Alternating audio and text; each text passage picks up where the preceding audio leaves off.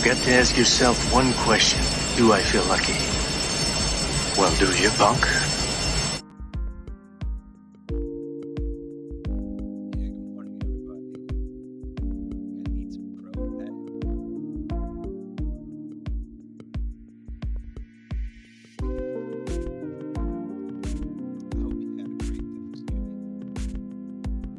I've got plenty to be thankful for.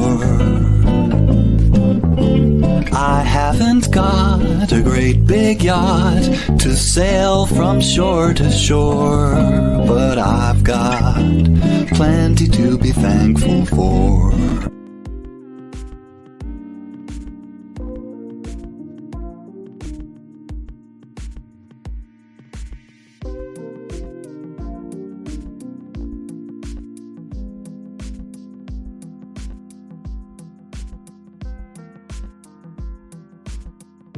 You ever meet somebody and they're so boring you feel like they poisoned you? Like, you're talking to them and you're like, I feel like I'm dying right now.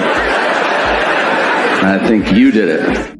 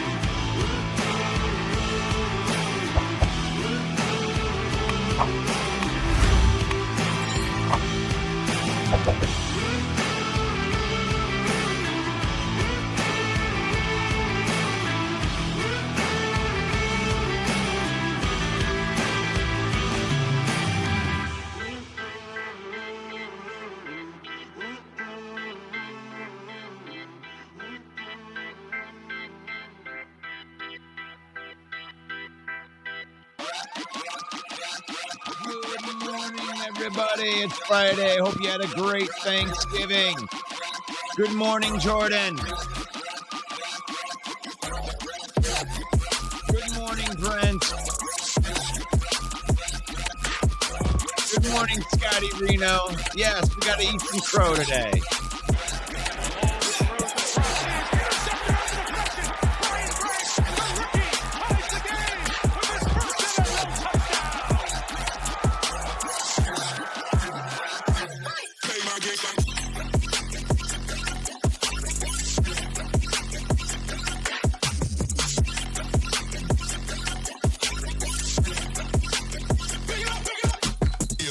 Yeah.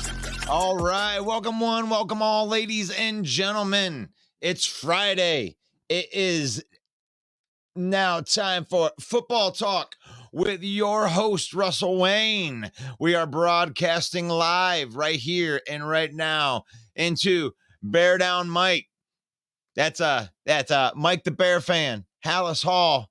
We're broadcasting live into the Detroit Lion News, and we're broadcasting live into the Villain Squad. Good morning, villains. It's not good from a football perspective. I hope that you had a great Thanksgiving. I hope that you didn't let the Detroit Lions loss ruin your Thanksgiving, because that would be bad, because it's just a football game when it comes down to your family being over and everything like that. Yes, you got us. We got to eat the crow. We were up here talking all this mess.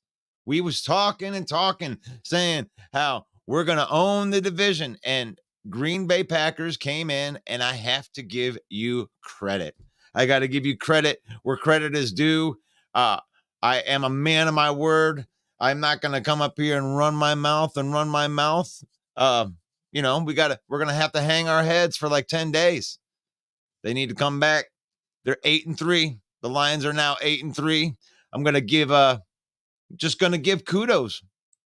Give kudos. You guys jumped out to a 20-6 lead in the first quarter, and they just couldn't climb back from the mess. And I don't know how you guys feeling out there. How you feeling out there? I know A-Dub, you should be feeling good.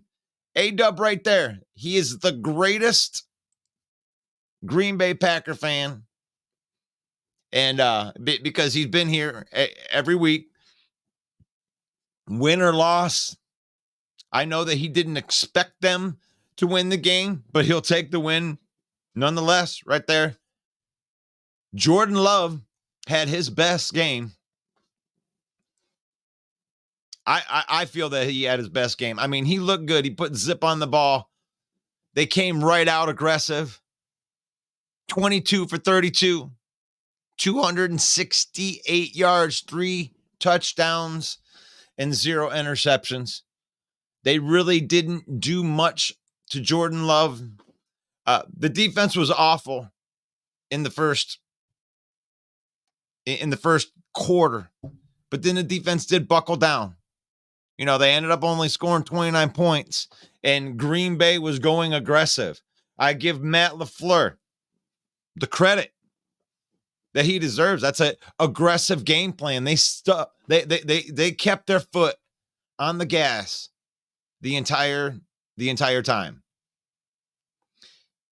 Bear Down Mike says most of the national media is calling the Lions frauds. Hey, most of the Lions fan base are calling the Lions frauds.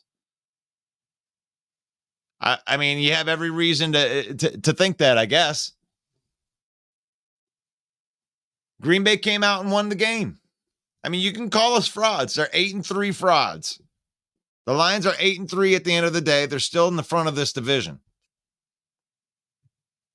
And the thing is you have an ascending Green Bay Packer team that we split with, by the way. We got you on your home court, and then you came in and got us on our home court. Neither one of us were ready for each other. Now, you can say that you've arrived, but the Vikings are saying they arrived too. So what's going to happen is you're going to go down the stretch. You got these 3 ascending teams. I mean, I think Chicago fan thinks that their team is ascending. That was a pretty good performance by Justin Fields. You have a reason to think that your team's going to get better. So you got Green Bay. You got Green Bay ascending. You got the Minnesota Vikings ascending. With Justin Jefferson coming back, you got the Chicago Bears ascending. I mean, let's think about that. I'm going to invite, my co-host right here, coming off the Thanksgiving Day loss. Welcome to the program, Main Event Mike. Good morning, Russ. Good morning. Sad day. Turkey for dinner, crow for breakfast. Yeah, crow for breakfast. So we're talking about this, and Bear Down Mike had talked about how we are frauds. That most of the national media is calling us frauds. I think that most of our fan base is calling us frauds. What do you think, Mike? Are we frauds? I don't think we're frauds. I don't think you get to 8-3 in the NFL if you're a fraud. I never thought the Minnesota Vikings were frauds last year. I never called them a fraud. But I am ready to temper my expectations after yesterday's performance. I didn't. I never said that. You're entitled to your opinion. But hey, I am ready to pump the brakes a bit on my expectations. So I want to know where you are pumping your brakes from, because here's the thing is we started out 8-2, and I don't think that there's a Lion fan alive that would have predicted that we would have started 8-2. I mean, can we agree with that? I mean, that was a ridiculous start, right? Yeah, that's a great start. So you predicted us to win 12 games. I predicted us to win 11 games. Wasn't it the opposite? I had 11. You had 12. Was it that? Okay. Yeah. Or strike that, reverse that. Okay. So are you pumping your brakes from your 11 win prediction, or are you pumping your brakes from, oh my God, we're the best team in the NFL? Yeah, that second one. 11 wins is not only in grasp. I think that's guaranteed. We're going to get 11 wins. No problem there. But we're going to the Super Bowl. That part I'm going to have to back down after yesterday's performance. This defense is not a championship defense. Maybe you get a player like CJ GJ back, or CD Deuce, whatever you want to call him. That might be a fire that gets you to another level. But a championship, a Super Bowl ring, this defense, the last 2 games, that's the crazy part. I feel like we lost 2 weeks in a row. Even though we beat Chicago, 3 weeks in a my row. mentality feels like we've lost 2 in a row. Actually, you could say 3 in a row, because the indictments on Aaron Glenn's defense started in San Diego. Right. Oh, I mean, Los Angeles, my bad. Yeah, I do that every time, don't I? But yeah, but that's Lions fan base. So that's what I'm here to do today for Lion fan. If you're having a hard time still loving your team, or thinking that we are frauds or whatever, and they may be, who knows? But this team is young. This is a young team, and they've been jumped out on. And if we want to call the defensive fraud, right? They went down 20-6 in the first quarter, right off the get. And they didn't really let much in after that. So it is a defense that can correct itself. And here's the thing. You can't give your opponent points. I don't care if you're the Green Bay Packers. I don't care if you're the Miami Dolphins or the Tampa Bay Buccaneers or whatever. If you're giving your opponent points, I mean, a strip sack fumble, touchdown, that's 7 points. He fumbled the ball, not protecting the ball, running out of the pocket. They drove it right in for a touchdown. 7 more points. That's 14 points. You only lost by 7 points. Stop turning the ball over. Stop beating yourself. You beat yourself.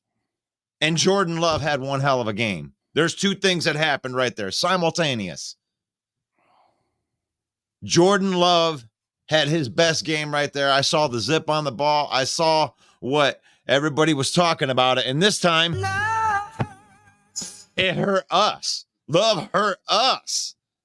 Love took care of business. I mean, I saw what you were alluding to earlier in the season, Michael, when you were talking about the skills of Jordan Love, that he had it on the inside of him. He put it all together on the national stage. And I've been saying it all year and giving him his kudos. Hey, they got something here with this kid.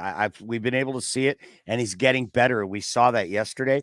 And I'm going to tell you, in the 5-step drop, all day yesterday was in a 5-step drop. He looked smooth. The mechanics were perfect. He had a great 2nd and 7 play in the second quarter, I think it was, where he had to adjust his arm angle to get around the defender on the line and put the ball right on the money, hit the guy coming across the middle right in stride.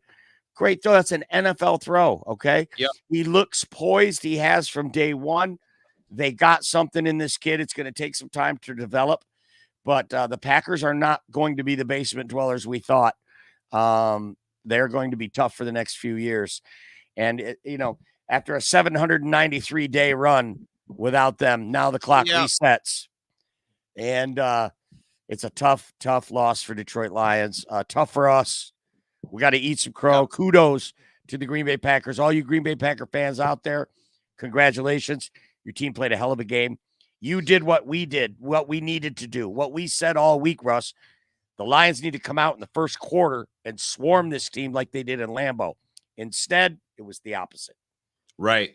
Great game by Rashad Gary, too. 3 sacks. 3 sacks. Yeah, I mean, he did very, very well. They exploited where we were weak. Like where our injury was right in the middle of that offensive line, and they were exploiting that. They were pushing the pocket the entire game. Yeah, and we got, and you got. And before any Lion fans are ready to jump off of the ship, I want you to really understand something that, like, there aren't teams that suck in the NFL. I know a lot of people were thinking that this was just going to be some kind of easy win or like being able to, push over a team, but very rarely does that happen in the NFL just altogether. And most games are closely contested like that. And it doesn't surprise you every week when you see like some of the lower teams win a game and against a team that was slotted as better. 4 weeks ago, no one would ever dreamed that the Minnesota Vikings would have beaten the San Francisco 49ers.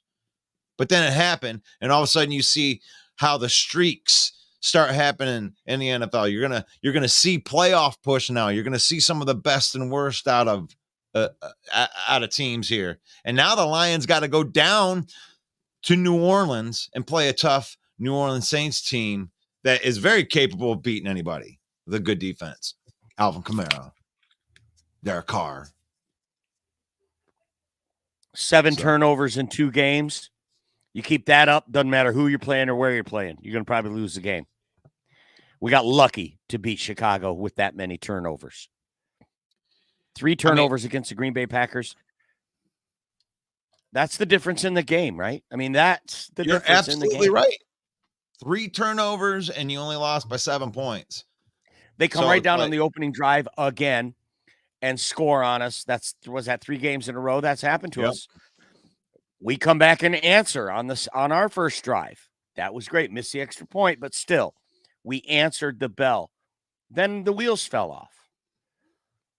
Scoop and score. Fumble. And I got to give kudos to the rookies of the Green Bay Packers, the Detroit Lions. We've been touting our rookies all year. You had Tucker Kraft with a touchdown, Carl Brooks with a forced fumble, Jaden Reed with a touchdown.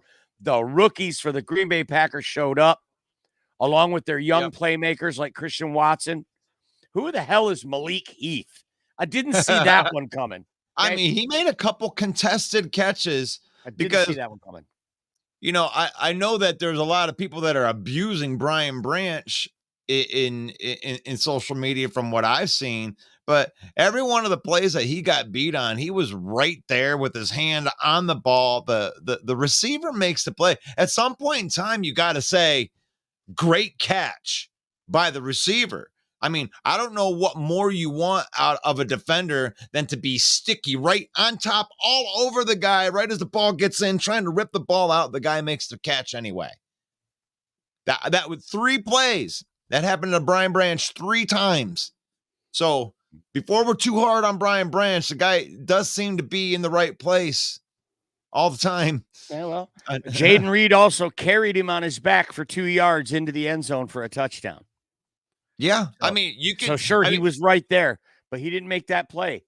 Jaden Reed got the best of that exchange for sure. And you just can't stress it enough. Some of these throws by Jordan Love were just perfect. They were on the money. That's where I was going with that, Mike. I think that I'm going to give more credit than discredit. Like, I'm going to give more credit to your guy for making the play, maybe wanting it more on that day. They were embarrassed in Lambeau Field. And I think that the Lions, from a mentality perspective, went into this game thinking, mano y mano right here, when you're playing 53 dudes that are pissed off that you whipped their ass on their own home court. I don't know. That's what I saw. I saw a hungry Green Bay team and an unprepared Lions team that got, beat up in the first quarter. The first quarter came in. I mean, that you got hit with a couple haymakers, and they never really recovered from that. But they did outscore them for the rest of the game. But I don't know. You just can't go out and you can't give 14 points to a division opponent. Bear Down Mike says Bears are ascending, but are held back by the coaching staff. Right there. Yeah, I'll be now that I'm going to be rooting for the Bears. Lord Jesus. Wow. Okay. Right there. There you go. There's the fan base right there. Are you encapsulating the fan base, sir? What'd you do with main event Mike? Go Raiders. Wow, man. We right there. We right there. Gonna pull out the bags on our 8-3 team. Hey, get Mike back in here. I'm all ready. Oh my gosh. See, Brent says that he'll be right back. I hope that main event Mike is right back. Gosh. No bags, buddy. No bags. No, Just a no joke. bag. Never give up on this team. Go Lions. One pride, baby. 8-3, still in first place in this division.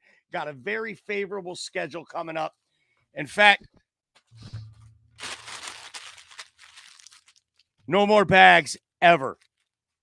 This team has made a believer out of me. We had a bad game. We had 2 bad games in a row. Okay, it happens. It's the NFL. And you found a way to win one of them, by the way. It's a division game. It's very hard to win division games in the NFL. These teams get up for it. You look at the Packers team, completely depleted on injuries. I got to give kudos to Matt LaFleur. We know, Russ, that it's an overwhelming trend in the NFL that when you win the coin toss, you defer these days. Used to be the opposite, right? When you won the coin toss, you always took the ball first, get on the board first. Now you want to put your defense out there, get the ball first in the second half is the trend now. The Packers won the coin toss, and they shocked everyone and decided to take the ball and throw a bomb on first down. Kudos. Right.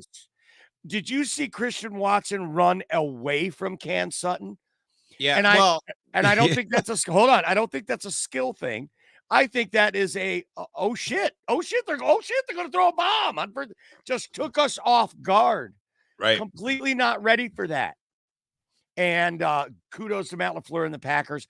They jumped all of us. And from that moment, we were on our heels, which is what the Lions have been doing to other teams, specifically the Packers in the last 3 meetings, the last 2 meetings for sure, jumping all over them, putting them on their heels. And that's what they did. Turnabout is fair play. And that's what was done to the Lions yesterday.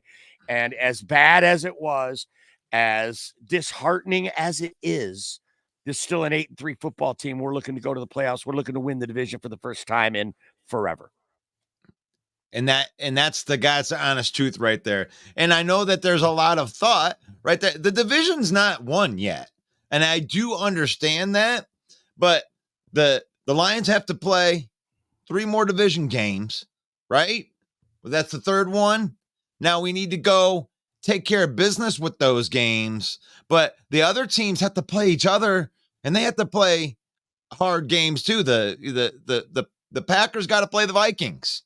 So you guys are both ascending. The Bears are ascending, and you guys got to beat up on each other yet. And we get to sit over here on the side, play some of these other games while you guys are playing each other. So only one of you guys are going to come out of that snake heap. Can we talk about the coaching for a minute? Can we talk about Dan Campbell? Yes, please. Start that. Start that dialogue. They hit 1 out of 5 on 4th down. What are you doing, Dan? I thought you'd finally gotten it together. Those were costly mistakes. The fake punt was costly. We love it when it works. We hate it when it doesn't. And if you watch the replay, Green Bay was ready. Not only were they ready, they were already shifting left before the ball snapped. They knew not only that we were going to fake it, they knew where it was going. Why is that? That's out-coached. That on that play, you were out-coached. It worked in Kansas City because no one expected it. You out-coached. You played the chess game better. You made a move that they couldn't counter. but Green Bay outcoached us on that play in most of the game. I mean, let's face it, you look at the box score, the Lions outscored the Green Bay Packers for 3 quarters, 16-9. It was just that first quarter where they came out and buried us. We couldn't recover from it. Right. Also, you want to take a look at every statistical category. You want to look at this box score? 464 total yards to 377, 140 total rush yards to 109. Jared Goff, 29 to 44, 2 touchdowns and no interceptions, still a passer rating of 103. We outgained them in every statistical category. Right. But when you have 3 turnovers, 3 fumbles, thank you. You don't stand a chance when you're down by 14 in the first quarter. So when I look at that, I have a hard time just going and saying, oh, wow, the defense messed up. Yeah, well, they allowed an opening drive and they got jumped at the beginning. But outside of that, it was pretty competitive and really, they ended up scoring, 16 points out of the rest of that time? So it's like, all right. And then you got your defense that scored. So you don't turn the ball over. Don't give them the wins. That's what it comes down to. They got sucker punched. You got sucker punched. And I don't mind all of the go for it on 4th down ones. I'm good with it other than the punt. Like, you should never faked it from your side right there. You were still in a competitive game. That's what you do in desperation. And if you're going to go for it on 4th down, don't hike it to a guy that plays linebacker and have 2 guys that usually play safety and linebacker blocking for him. Line up, square up, get the 3 yards in that way. That's what I would say. Like, if you're going to go out, just go out there with Jared Goff in your offense. That's going to give you the best chance to get the first. Don't try a fake punt that everybody knows that you're going to do. I knew it too. You could tell. You could tell that they were going to fake it. Yeah, and Sarah says, he always goes for it. It surprised no one. Like you said, you saw it coming, Russ. Right. And the thing is like, if you're going to be that, be that. You know how I am with this. Yeah, be who you are. Line up and square up. Like, yeah, everybody knows he's going to go for it. Yeah, that's the point. We know we're going for it. You know we're going for it. We know we're going for it. And we're going to get it anyway. That's how you should be. There's no deception. That's like that fake punt on your side. That works once a year. You don't do that again. Everyone's going to be kind of ready for it for the rest of the season. Every time he lines up the punt, everyone's going to be like, okay. Gordon for it on 4th down 5 times. That's too many, Russ. It depends on where it's at. No, you're talking about kicking a long Riley Patterson field goal. Hey, in this case, add them up. This is where it doesn't work, Mike. When they're 4 for 5 and they win the game because of it, everyone's like, yeah, fucking kid, he's a good cowboy. Shooter. Right? And now it's like 1 for 4. Oh, man, he can never do it. Well, 1 for 5. 1 for 5. Yeah, it didn't work this time. And they lost. You do it a couple times a game in crucial situations when you're trying to turn the tide, when you need, that's just too many, Russ. Now you're just being dumb. 5 times. He did it 6 times last year in Minnesota. We lost that game. You're being emotional. You're being emotional. You're going on Monday and going, oh, yeah. Well, actually, it's Friday. Game after day.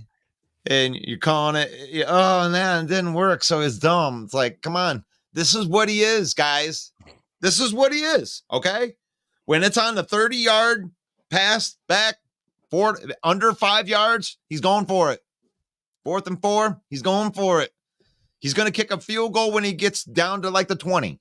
And he knows it's like a 30, 40, 45-yard field goal. He doesn't really want to go past that because he knows that Patterson will right through the middle. He knows he can get those 40-yard field goals. He's money. You know what I'm saying? When you get him into the 50-yarder ones, then you might be just giving him points, and then giving him the ball right there. You got the number 1 offense. That's what he's betting on. That's what we are. We're going to go get the offense. He put more on the offense in his presser than he would put on the defense, because he thinks that the offense is in a different spot than the defense is. And we all know that.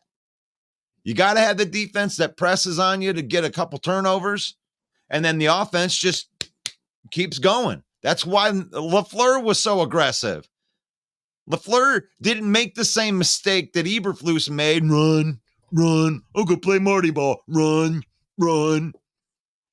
He went aggressive like he was running, trying to score points like he did in the first quarter, in the third quarter, in the fourth quarter. They were aggressive. There was no prevent nothing. They played 4 quarters, and that's why they won the game, is they played all 4 quarters. They didn't try to strategy us, because we would have beat them. We would have came back on them if they didn't keep that aggressive mentality. They got that extra touchdown, that 20 to get them to 29. That late touchdown that sealed it. That's because they were aggressive.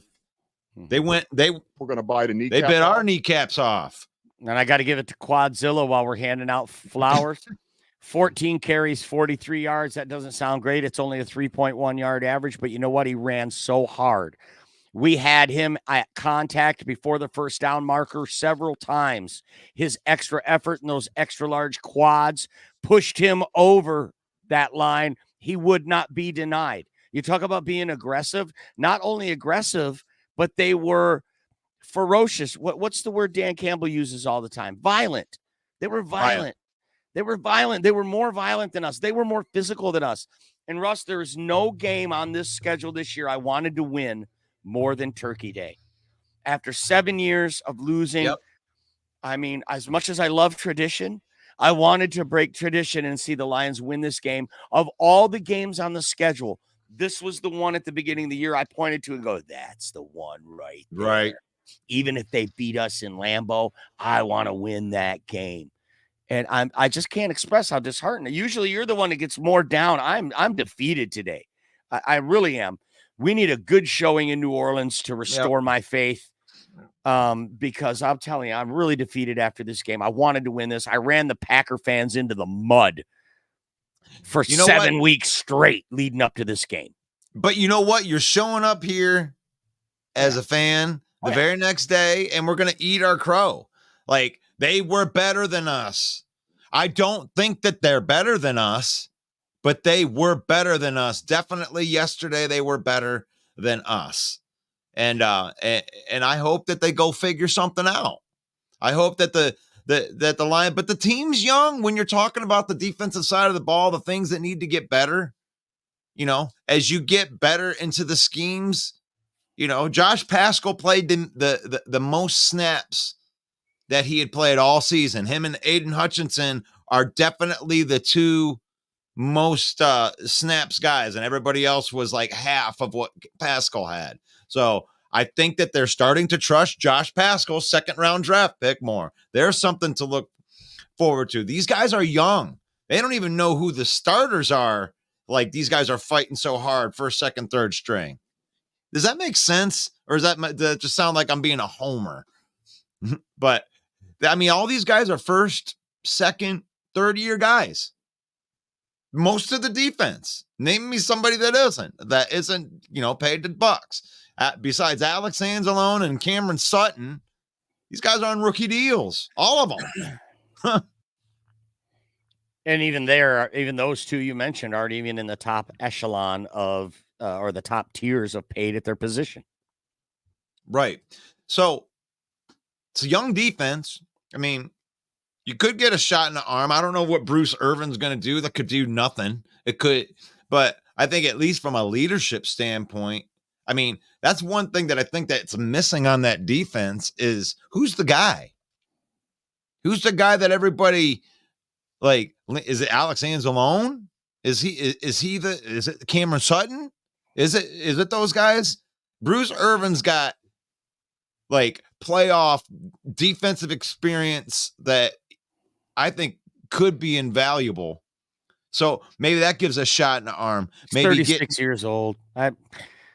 I don't see that being a savior in any way. The pass rush is the problem all the way around. I mean, let's just not ignore it. It's they weren't getting to Jordan Love at all.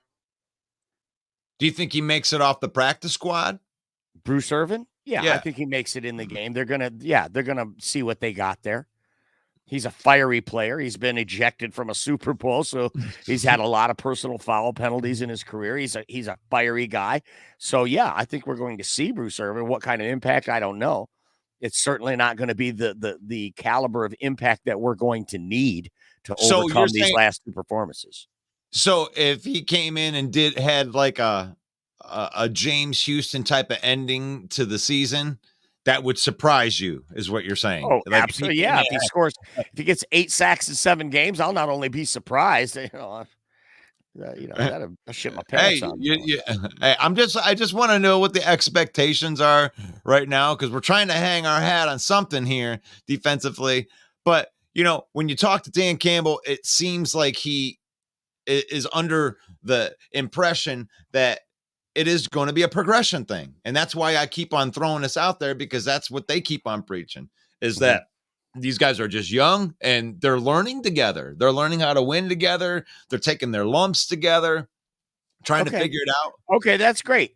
But they're not getting a pass rush. They're doing the same thing over and over, and it's not working. I'm not ready to call for AG's head, but I'm certainly going to call for let's see some different looks. Let's see something, some way to try to generate a pass rush. Well, they were blitzing, and Jordan Love was zipping the ball sidearmed out of his hands and beating the blitz, throwing the ball right where the blitz was coming. So, you can't just say blitz to get pressure, because if you're getting burnt on the blitz and he's zipping the ball out and he's got that answer, then that's their job. That's what they do, is to figure out a way as a defensive coordinator to get to the quarterback. You got to get some pressure on the quarterback.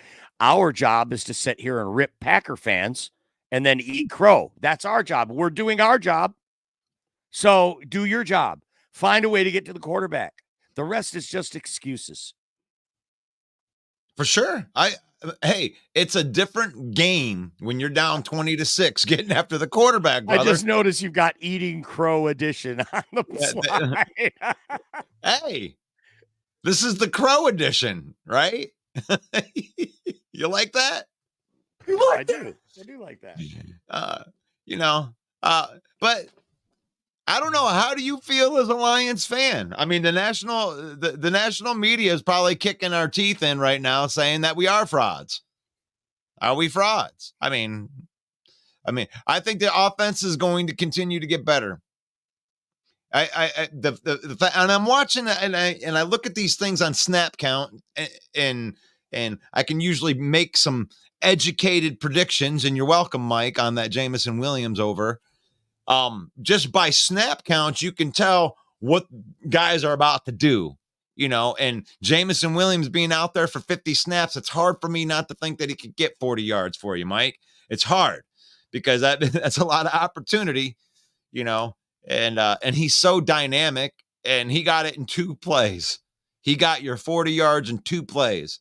I'm watching this offense grow up right in front of us. If you thought that Jameson Williams was a bust, you were wrong already. I'm already calling that. They already got him to a point where they're trusting him in the offense. They wouldn't give him 52 snaps in this offense unless they were starting to get some trust for him. His ability and speed is undeniable. There's all I had to do is get ingrained into the system of what we're doing. And now they're lining Gibbs up on the outside. I'm expecting, believe it or not, this offense to take another step forward before the end of the season. Do you think Jameson Williams has had his breakout game yet? No, he hasn't even had it yet. No, and still people are they're very aware where he is at all times when he goes out there, which is advantage offense all day. Like, you can use that for so many different things, for Laporta, for Amon-Ra. You could just put Jameson over here and have some other shit happening over on the other side. Here's Jameson over here on this side, just being Jameson. They have to account for that, right? That speed. So I expect that to get better and better as the season goes along. But the defense, I don't know. I mean, somebody's got to step up. I think it could be Josh Pascal. I think that they're starting to trust him more. And maybe he can be that edge setter. Maybe not from a sack perspective, but just being accounted for on that side. But they need somebody to step up, man. Romeo, Charles, who's going to be that guy? All the guys were supposed to be capable. I have to eat crow on that, too. I thought those guys were going to be vicious no matter what. That first quarter, man. Gosh, that first quarter was just brutal. That's the worst quarter. I think even when we were 3-13 and getting blowed out, I feel like just everything. Something about them throwback jerseys, I think they look cool, but we need to retire that. Forget it. I don't know. Okay, people, I don't know. I'm completely flustered, completely disheartened. The Detroit Lions yesterday were beat by a team that is not as good as us on paper. They were banged up. Their injury report was 3 times as big as us.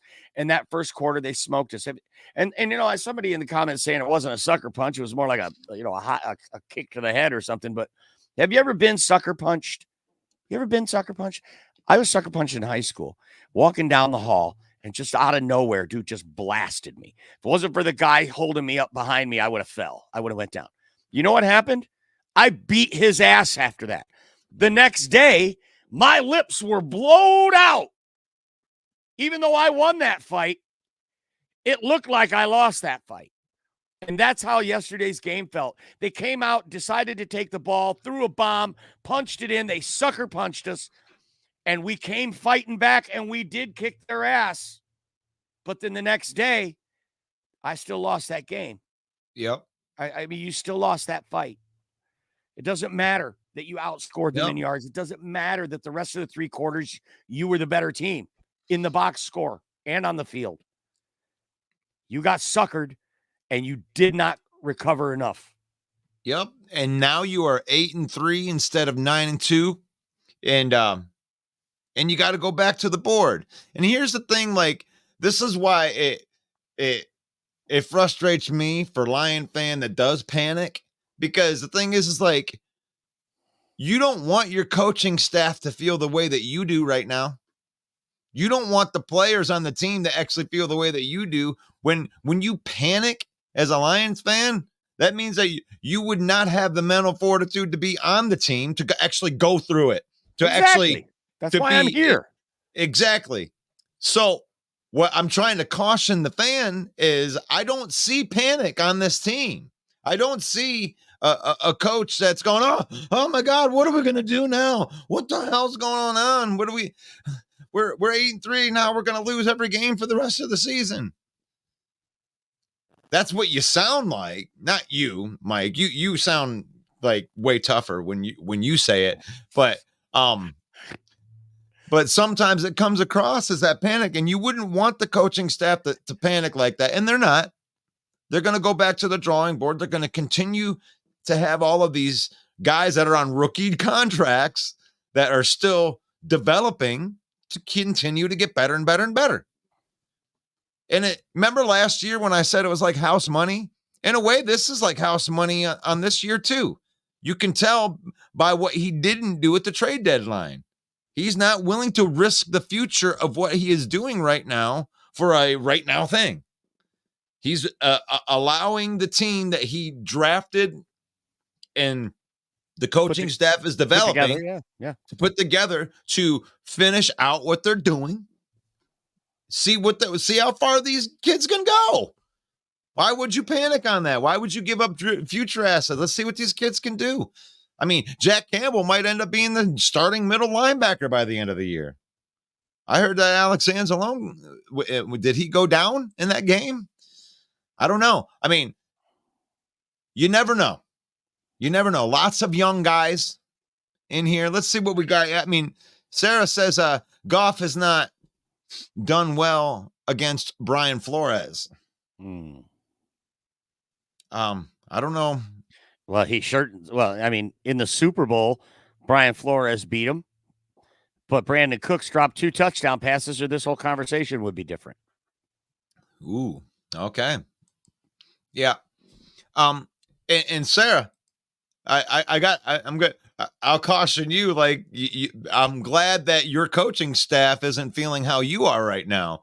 Because if I were you, I wouldn't be worried about the Lions that you don't play until week 16. I'd be worried about the Chicago Bears, who you got to play on Monday night.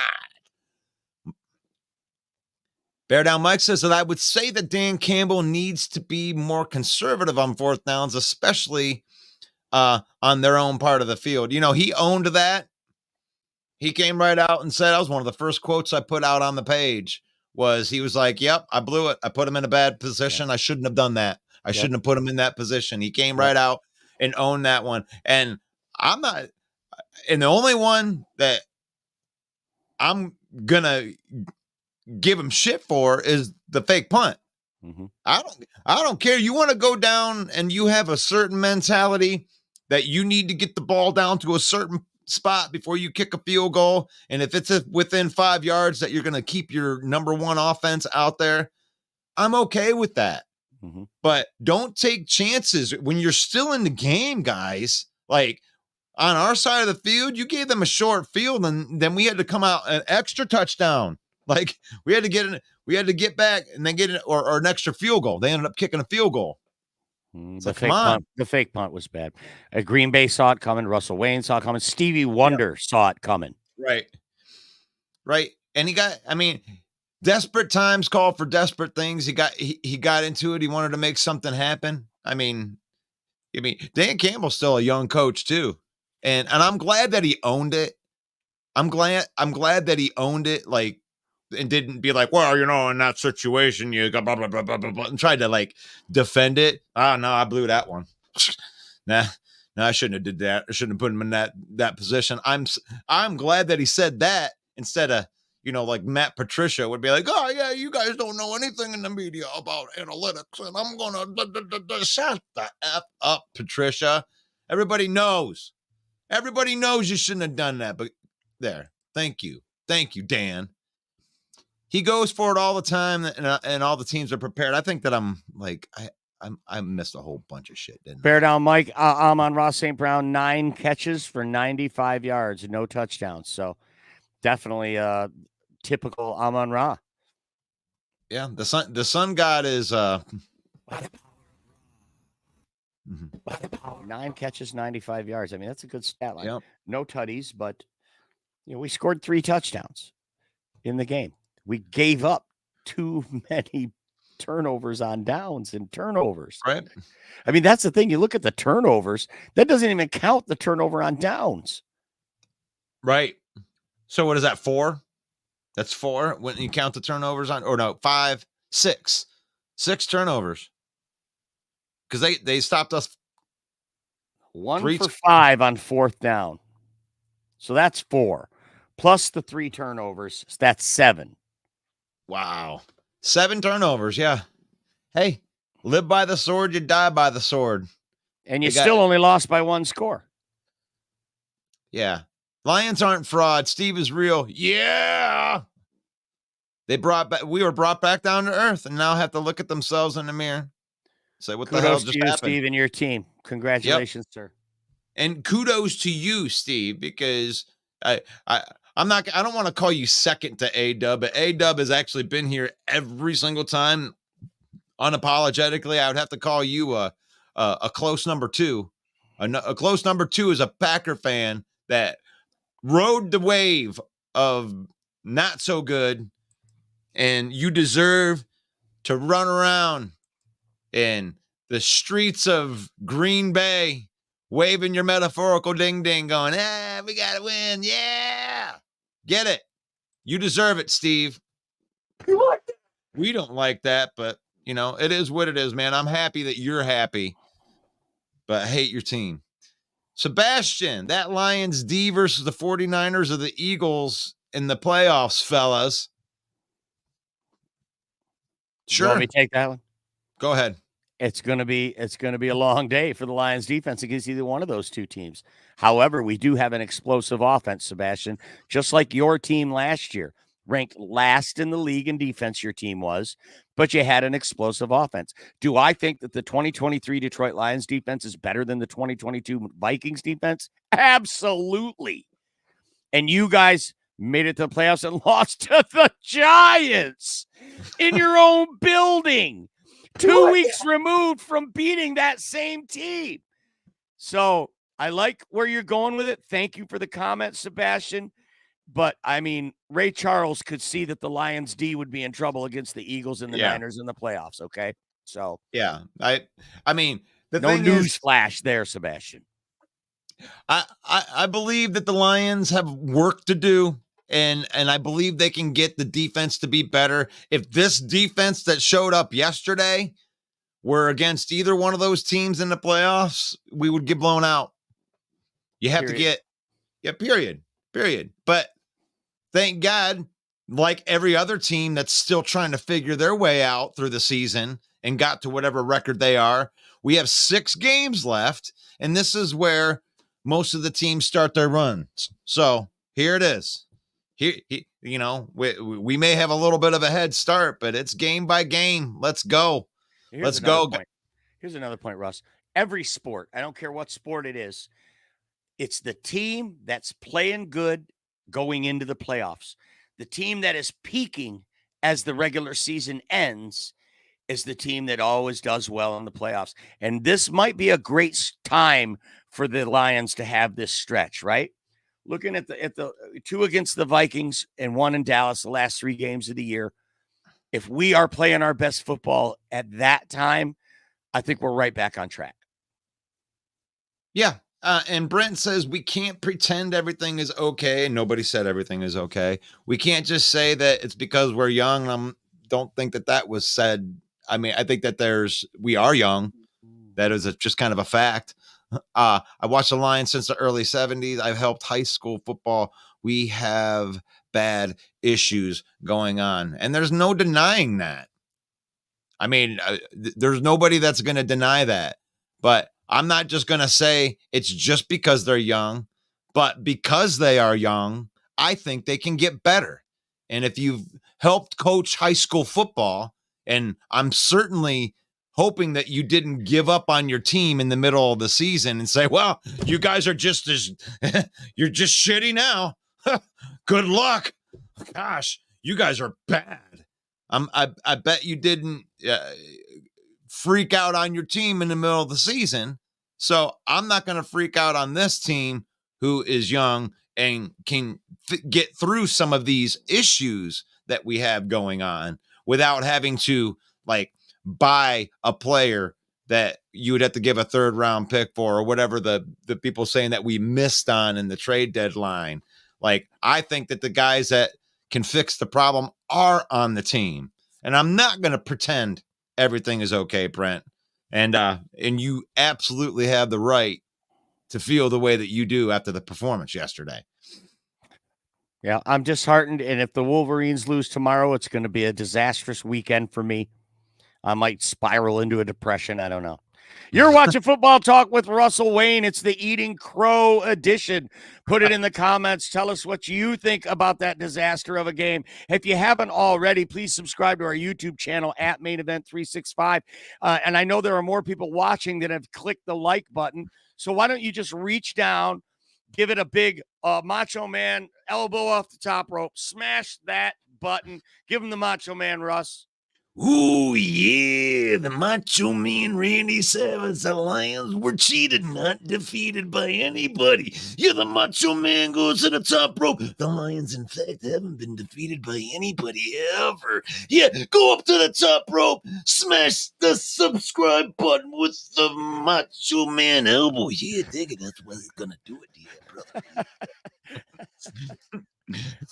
brother. I don't know. That was the Macho Man right there. Do you remember the Spider-Man movie where he was moonlighting as a wrestler? Yeah. And he had to face You're going nowhere. Got you for 3 minutes. Was that actually Macho Man or somebody impersonating Macho Man? I think that was actually the Macho Man. That was actually him. That was actually him. And gosh, man. Well, good morning while it's still morning to all the Lions fans out there. I hope that this didn't. We always preach that it's faith, family, and then football. And then we added food to that mix for Thanksgiving and everything. And if you keep it in order like that, then it's going to be all good because it is just a football game. And, I hope that you had a ton of fun with your family yesterday. And I know the Green Bay Packer fans did. They were having a party in the street with their metaphorical ding-dings running around naked. Oh, gosh. The waxing gibbous phase of the moon. Are you familiar with this? The moon phase on Thanksgiving, the Lions lose every time it's in this particular phase. And apparently A-Dub and Sarah are hip to this. I am not. I don't know. Moon. It's the moon's fault. It's the moon's fault. Well, at least we don't have to blame the referees this time. We can blame the moon. Hey, moon. What's up with that moon? Oh, my gosh. We had to eat all this crow today. We're supposed to be doing the picks. Do you have time to do the picks? Can we go through the picks now that I think we've eaten enough crow? It is Friday. I keep forgetting it's Friday. Yeah, I am not prepared, my friend. I am not prepared. What I am. Well, we're going to have to pick it on the fly right here. Let me see if I can find my unpacking. Right there. What do we got to do?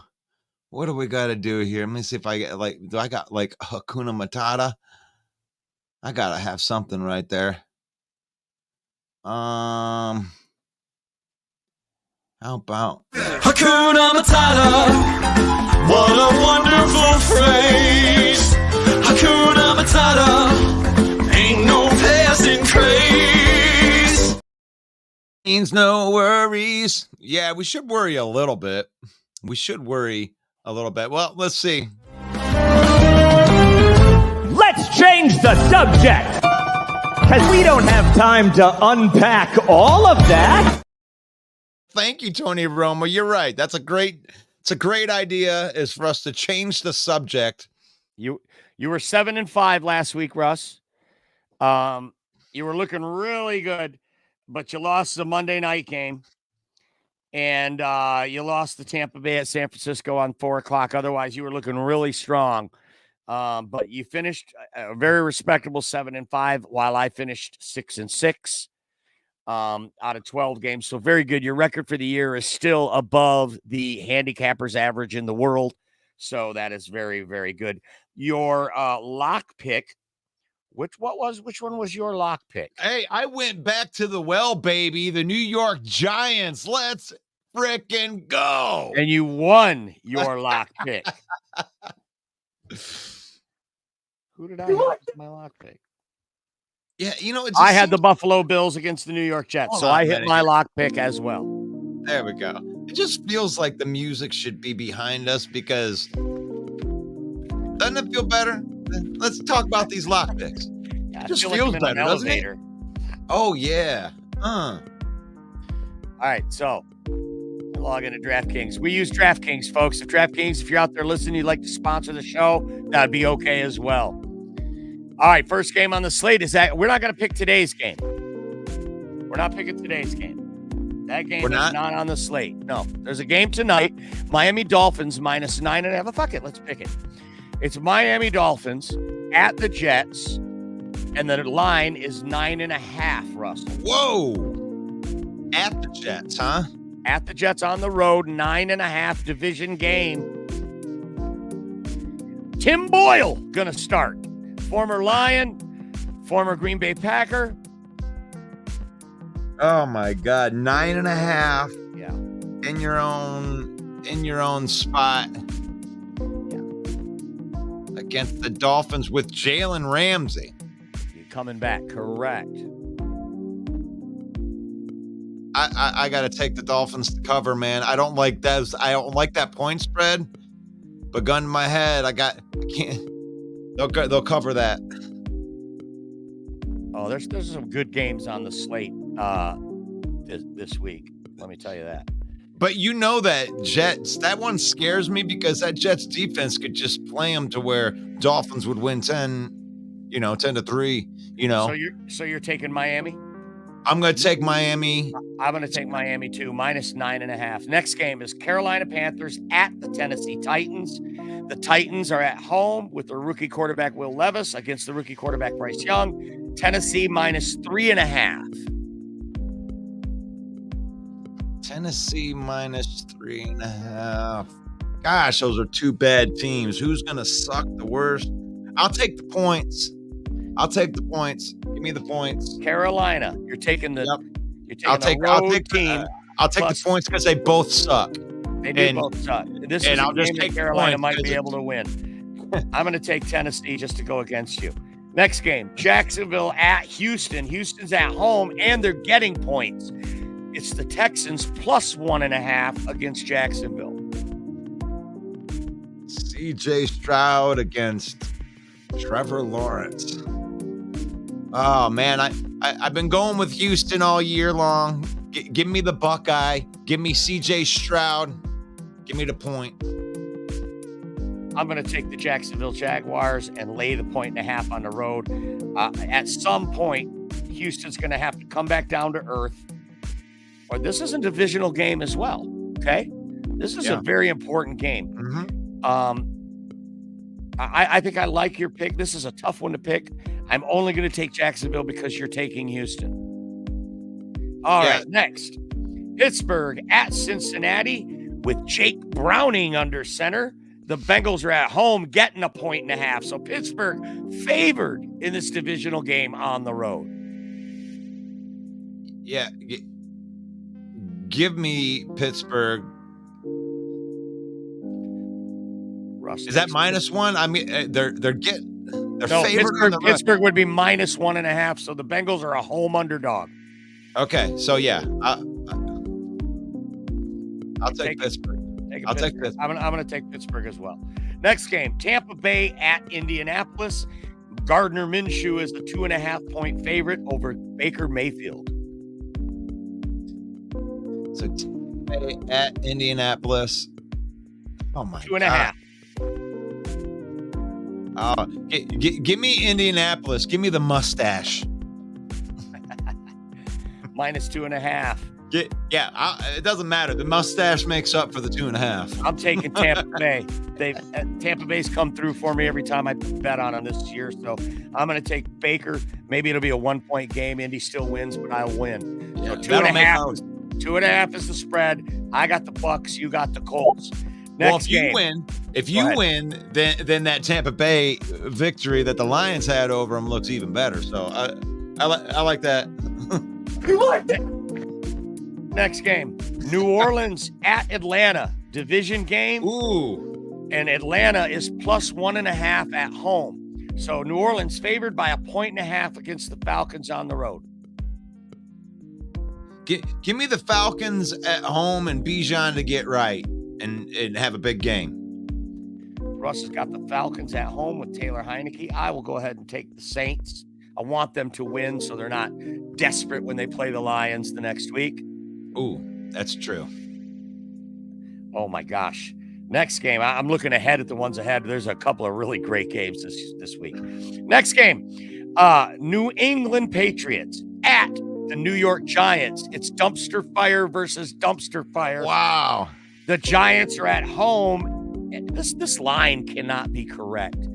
It says the Giants are getting 3.5 at home against the Patriots. Let's You're going to go to the Giants again? I'm going back. Give me the G-Men. I think 3.5 is too many. I'm going to take the G-Men also. Terrible. All right. That's terrible. Look at her. Next game, the mistake by the lake. At the Denver Broncos, Cleveland at Denver. What do you think the line is on Cleveland at Denver? Oh God, bring me back to 1985. Give me 4 points. It's Denver -1.5. So the Broncos favored over the best defense in the league, even though they're at home. It's 1.5. Who you got? Denver. Give me Denver to cover that. Denver's playing well. I mean, I think much faith in Dorian Thompson-Robinson, eh? No, I think they're more desperate too. The Browns are already overachieving, so I think mentally, Sean Payton's got that Denver team in a different spot where they're kind of desperate, where they started out so bad, they had to get something done. So they're more in like a playoff survival mode where Cleveland's on cruise control. Right. So you got Denver. I got Denver. I'm going to take Cleveland. I don't have any faith in Denver, and Cleveland is a hell of a defense. They absolutely.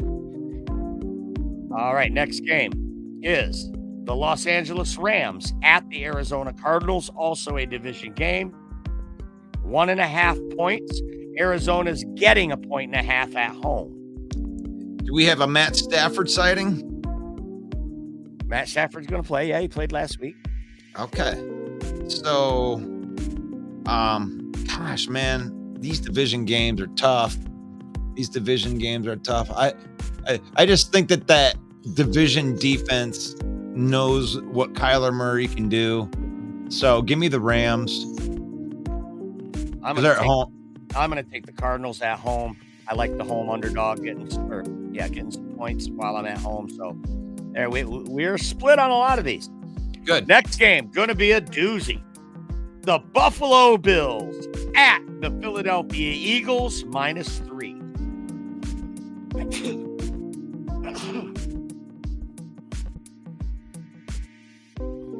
Oh gosh, I'm playing it out in my head. Buffalo coming off a huge win at the Jets, where their defense carried the game for them. I had Buffalo defense on my fantasy team. They scored 21 points on defense and carried me to victory. So,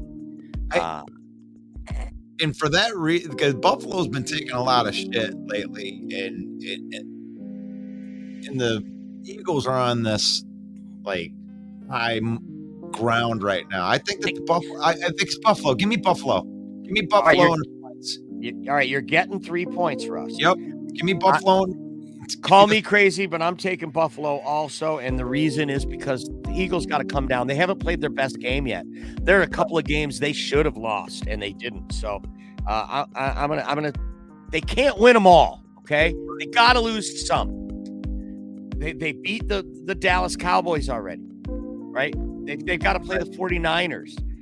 I mean, they just beat the Chiefs. They can't win them all. Right. Buffalo at Philly. We both got Buffalo, and we're both getting 3 points. Next, another division game. Kansas City Chiefs at the Raiders. And the Raiders are getting 8.5 points. 8.5. Yeah, that's too much. It's a division game. Give me the Raiders and the points. And the Raiders are playing at a different level right now. Safe. Yeah. The Chiefs are not playing good. It is a division game. Antonio Pierce has the Raiders playing better. 8.5 seems like too many for me. I'm also going to take the Raiders. 2 more left. This is going to be a good one. Baltimore at the Chargers. Chargers are at home getting 3.5 points. 3 in the hook. That's a tough one. Yeah, I don't think it's tough for me. Give me the Baltimore to cover that. Plus some, they're going to get right. I'm going to take the Chargers because they can't lose them all. They can't lose them all. And they're at home.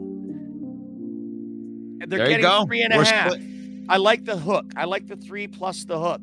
If it was only 3, I might go the other way, but I love that half point. This game ends up 38-35 or, something like that. That's why 7-5 is a good record, ladies and gentlemen, because these games are hard to pick. Right.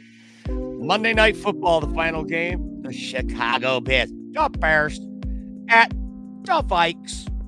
The Vikings -3. Oh, you can't give me the hook? Oh, no hook? 3. Oh. Chicago at Minnesota. Monday Night Football. The Pastronaut on Monday Night Football. Like my football mind tells me that the Vikings are going to win by 3. Damn it. Vegas, you are a smart cookie, Vegas. You make it very, very tough. I'm going to take Chicago. Me too. Give me Chicago into 3. Give me Go Chicago Bears. into 3. All right, so there we go. That's your picks. If you want to know what all of Russell Wayne's picks have been for the year, you can go over to our YouTube channel and check out our archive where all of his picks are documented and date timestamped. Last year on his lock picks, Russell Wayne went 13 out of 18. That's pretty incredible, folks. Let's go. Every Friday, we're here making predictions. Take them for what they're worth. Do with them what you will. We make no guarantees or promises, but accept that we do our best to pick winners. We don't ever just throw it off there, half-handed. So, well, we got 17 people on the YouTube right now and only 7 likes. Man, you guys don't like our Eating Crow edition? We're being realistic here, guys. We're doing 10 of you on Facebook? 10 of you on Facebook that haven't pushed the like button? Go ahead, Russ. Yeah, can you guys hit that like button on the YouTube? If you're watching, that's free. That's free. That's like free love to us, right? You just go down and go boop right there. You hit the like button and it helps us out. We're just trying to reach more people. If you hit the like button, it's just going to open it up to maybe you have another football fan friend in your life that is diehard like we are and like talking football every morning like we do during the weekdays. Football Talk with Russell Wayne. We got this big game tomorrow, Mike. I know we're going a little over today because we have so much to talk about. The war week, Ohio State going to the big house, play the boys in blue tomorrow morning. Who do you got in the big game? Scores. I'm going to take Michigan because Harbaugh won't be on the sideline. The team's going to be pumped. They know what this means. They know what it means. You got a final score? I mean, what are we doing here? No, man. I think Michigan is a 3-point favorite. I would not take that. This could be a 1-point game. This could be an overtime game. This to me is what it's all about. This is a pivotal game for the rivalry, Mike. And I'm telling you, as a Buckeye fan,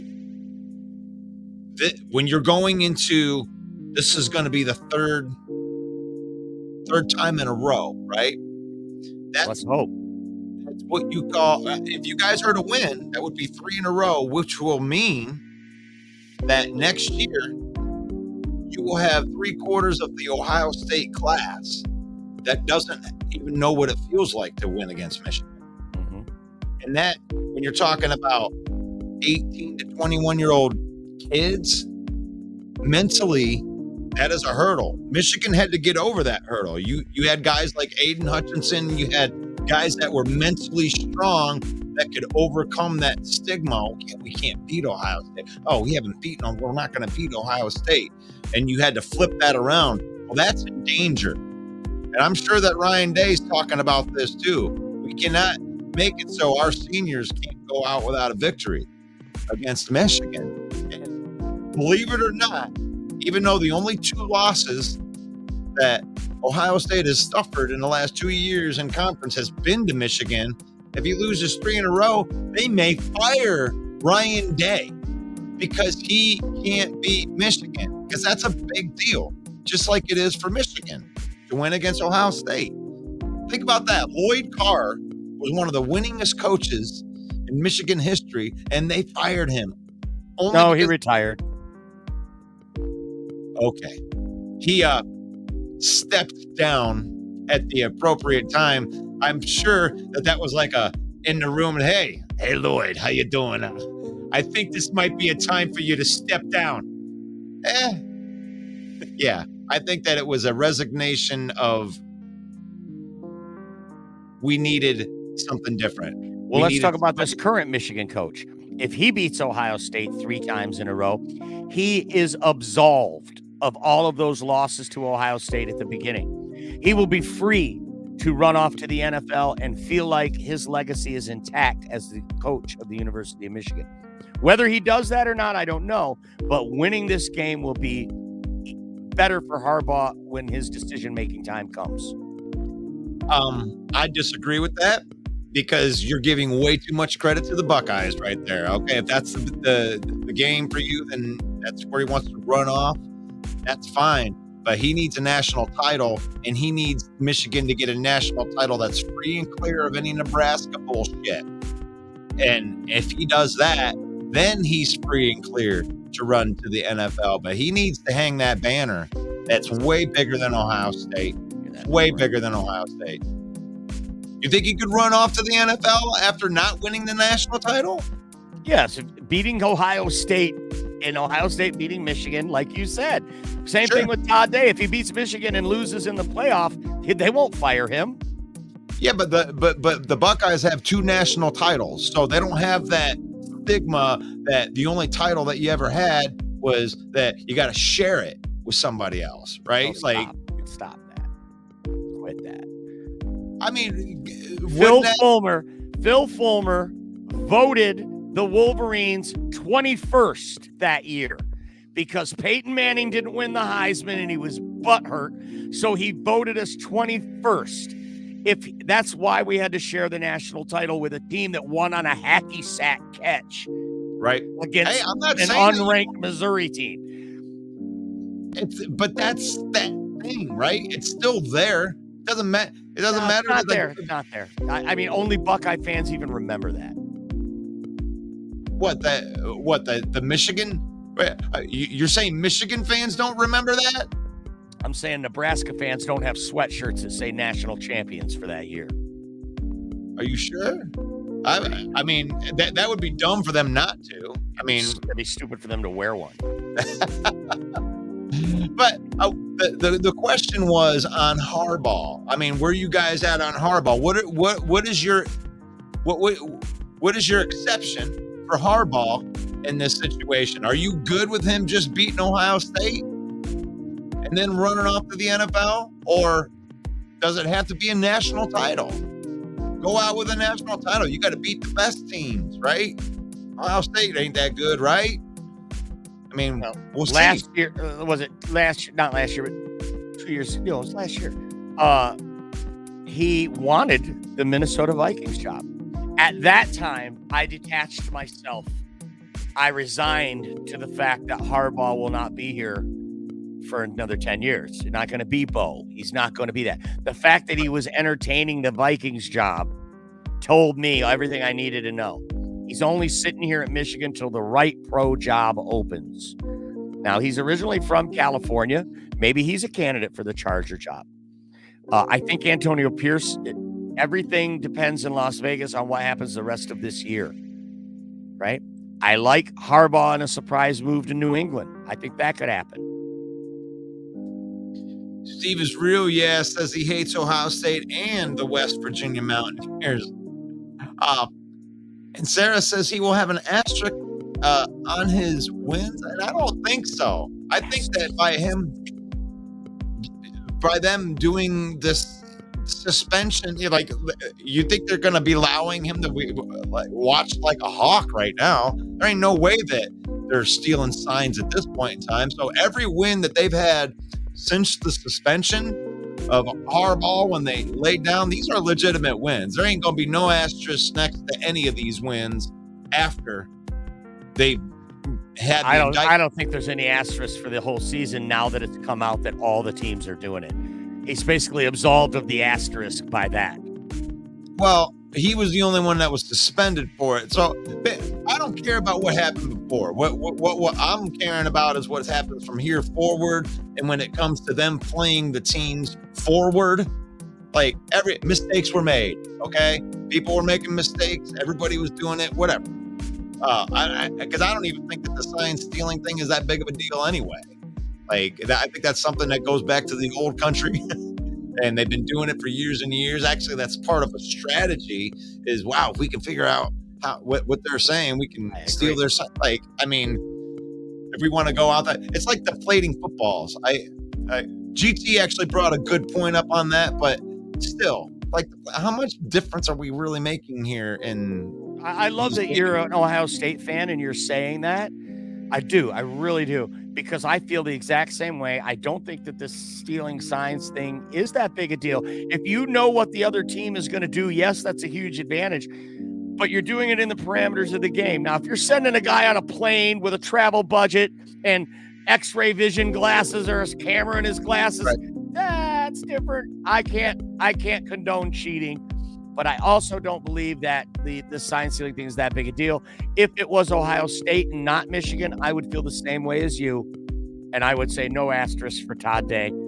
But here's the thing. It's like, how many times do you hear people say stuff like the identity of the team, right? Well, if my identity is smash mouth football, does it really matter that you know that I'm about ready to run off tackle? No. Because my guard and my center are going to kick your ass, move you the F out of the way, and we're running off tackle, whether you like it or not. I don't care if you want it or not. You want to smoke? If the plays run right, it doesn't matter if they know. You can try all day long. And the thing is if you think that you know, then you can, put all your resources there. Then I can just change the play and beat you long because you overused your resources on the spot you thought you knew. So don't come at me. This is just me. But don't come at me with all of this cheating stuff and all this. You still got to line up and square up, and you got to complete the play no matter what. So, yeah, we got out physicaled in the Lions game, and we got out physicaled as far as the Buckeyes in the last 2 games that they played against the Wolverines. The Wolverines came in with the big men. Doesn't matter whether they knew the plays or not. And they whooped that ass. They were winning up front. They were moving bodies out of the way. You guys were running all over the place, controlled the game on the offensive and defensive line. And that's how you win games. If the Buckeyes don't do that tomorrow, they're going to get moved out of the way again. Now, I don't believe that Michigan's offensive line is as good as last year's offensive line. I think the quarterback plays better. I don't think the defense is quite as good, but it's still good. Ohio State definitely doesn't have as good of a quarterback as they had last year. As you can see, C.J. Stroud's doing just fine in the NFL. That was a huge loss. I don't think McCord's anywhere near, but Marvin Harrison Jr. is the real deal. That's going to cause problems for Michigan. So we'll see how they can line up and square up. I mean, Marvin Harrison Jr. might be the best player in the nation. And we'll see. The biggest players show up in the biggest games. Am I right? I think I'm right. You're right. Sebastian says he'll be watching Blake Corum. I will. Ohio State ain't shit. Their quarterback will look lost tomorrow. And I could see that happening. Because McCord is definitely not. He ain't going to slice and dice you up. If Ohio State cannot run the football on Michigan, I don't think they have a prayer in the game. So, getting the points, the only way that if I'm going to bet on this game and I'm only concerned about money, I got to take my heart out of it. I'm putting the money on Michigan to cover. But my heart thinks that any team has a chance. I'm a fan. I think Ohio State will win with my heart. My heart says, F them, right? But we'll see what happens on Monday. Mike, are you prepared to wear that nasty shirt? I haven't washed it since I bought it. Oh, well, you're going to have to wash it, my friend. Oh, man. No, I'm not ready to wash. I'm going to make you wear the Wolverine head. There are some great comments in here. Thank you, everyone, for your comments. You're completely entertaining me over here in the comments section. Sarah said, haha, you lost to the moon. I lost to the moon. We did. Sarah, do you think you guys are going to take care of business against Chicago? Stupid moon. Our buddy Zoe, our Viking fan Zoe is in the comments too. He says, yep. And we lose to Denver And the Cowboys down the stretch, we're going to lose the division in week 18 to the Vikings. That's true. You can't lose those games. Sebastian, remember how you called our depth trash? We did. We're still here. This Lions defense is definitely worse than the Vikings D last year, just with better pieces. I do not agree with that, but I definitely appreciate the comment. Yeah.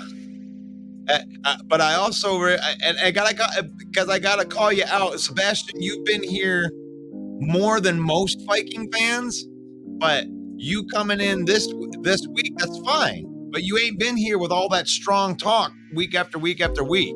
It's been getting, as your wins have come in, then all of a sudden Sebastian creeps in with a comment here and there. So I would say stick with your team all the way through, not just when they're winning. Okay, I'm here trying to help my team, get to the next level right here mentally. All my fans in here of the Lions trying to recover from this loss. So you can trash on our loss all you want. That's fine. You're entitled to that. But you just lost, by the way. You just lost to the Broncos. You just lost your game. You guys have a game on Monday. So what do you think you're going to do against the Chicago Bears?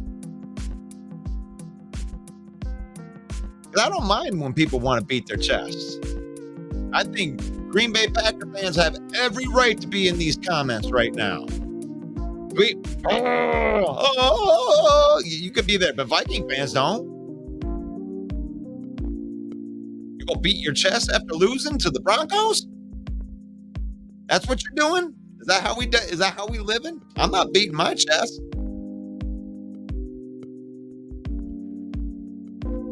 I could beat my chest on 8-3. We're still at the top of the division. F that loss. But you just lost to the Broncos.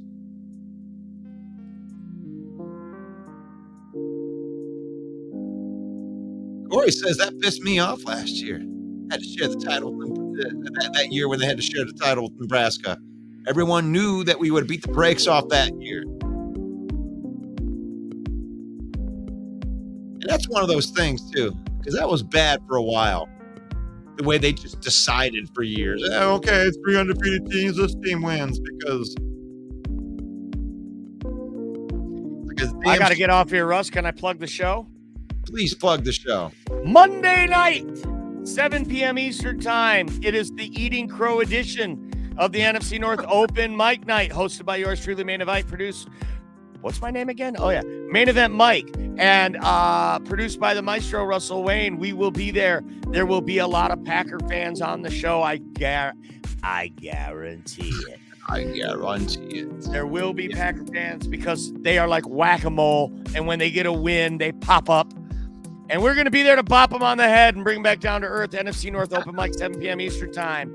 Hey, God bless each and every one of you. Thanks for having me on, Russ. Go Blue! Peace out, Mike. That's Main Event Mike. Putting it in there. Laying it on the line. This may get to be the last chance you get to come in here. Have a little talk with me. I gotta eat some crow. If you want to throw some crow at me, I gotta do a little more than a nibbling. Just be careful if you come on here as a Viking fan to have me eat crow, because you also have to eat your own crow. But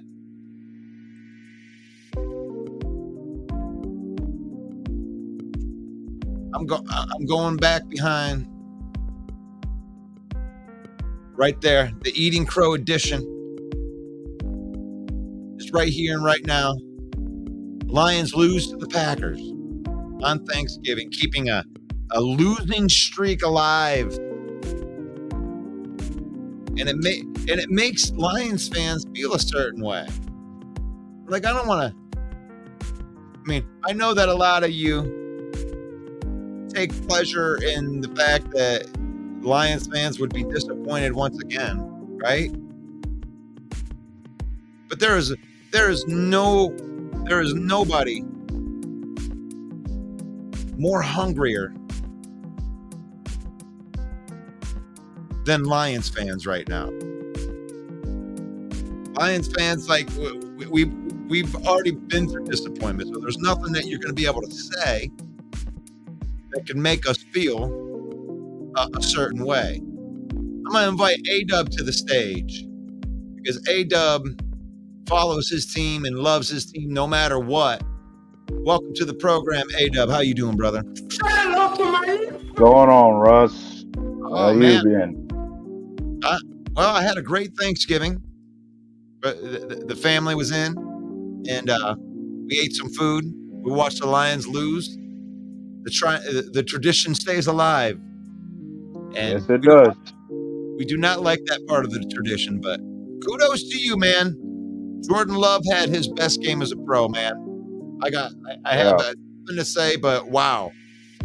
Accurate. I mean, the only thing I'm saying is I'm taking it one step, one game at a time. Like, this team is progressing in the direction we Packer fans want them to go. Like, right. This game is just one more moment where we're seeing the progression and the development that we were expecting to see this year. Like, we knew there were going to be miscues and growing pains at the start of the year. Like, this team was going to have their share of issues and growing pains when it comes to the inexperience that they have. But as long as they were progressing and developing through it all, holding themselves together, working in the right direction, that's what mattered the most, especially when it came to evaluating them. Right. Yeah. I mean, what can you say? Like I said, the Lions, I don't think they're frauds. They just happened to had a moment where they just got punched in the mouth and got brought down to a certain place, and eventually they can grow. They can claw their way out of it. Yeah, every good team has their moment to fall somewhere, and if they pick themselves up, they'll be okay. Yeah, and that's why I always caution other Lions fans that are feeling a certain way about it. It's like, things like this happen, and once you guys jumped out 20-6, I mean, they didn't actually play that bad after that moment. Like when it was almost like you're starting with a fight and you got rocked right off the bat, and just trying to get your bearings back together and trying to get back in the fight, and we never could quite collect it. So, I mean, there's some about it, the game that I liked. Like, as far as the fight, they didn't really give up in the game. They still fought hard the entire time. And I'm going to bring Rob Newsom to the program right here. Welcome to the program, Rob. Hey, how you doing, Russ? I'm doing all right. I'm a little upset about the game last night. Nobody played well, mostly. The offense was bad. Defense was bad. Jared Goff was bad. Blame a lot of it on the coaching. It was just a bad game all around. But I was thinking that morning, I kind of expected it after the last game. I mean, the coach was mad after that game. You see that interview after the game? He was pissed. So I fully expected them to come in and play as hard. So I'm not real surprised. Yeah, when you get them, we got you guys in Lambeau, and I think that we did take you by surprise on that. And I think that you guys right off the get-go, that first bomb right to Watson, I mean, that surprised me. That probably surprised you, how they just came right out there and did that. So kudos to the game plan, man. You guys made more plays than us being awful. Like, I mean, and the thing is, this team was basically banged up as far as 17 guys on the injured list, 4 of them being our top starters. And if there was anything that worked well for us, is Matt LaFleur owned up to the fact that he has been too conservative and he wanted to be much more aggressive in his game plan and play calling, and that's what showed up with this game. Like, he knew that to win, he had to be much more aggressive. And guys on offense, this team itself needed to show the progression that we thought we were seeing even after our win against the Chargers. It just showed that these guys are finally coming together. They're beginning to grow and develop as a team. That's just something I expected and wanted to see at the beginning of the year. Well, one thing that actually makes me feel good about you guys being good at this point is I think that Chicago and the Vikings and you guys are all starting to get better at the same time. And thank God we done played you guys twice, and you guys got to go beat up on each other a couple times. And as long as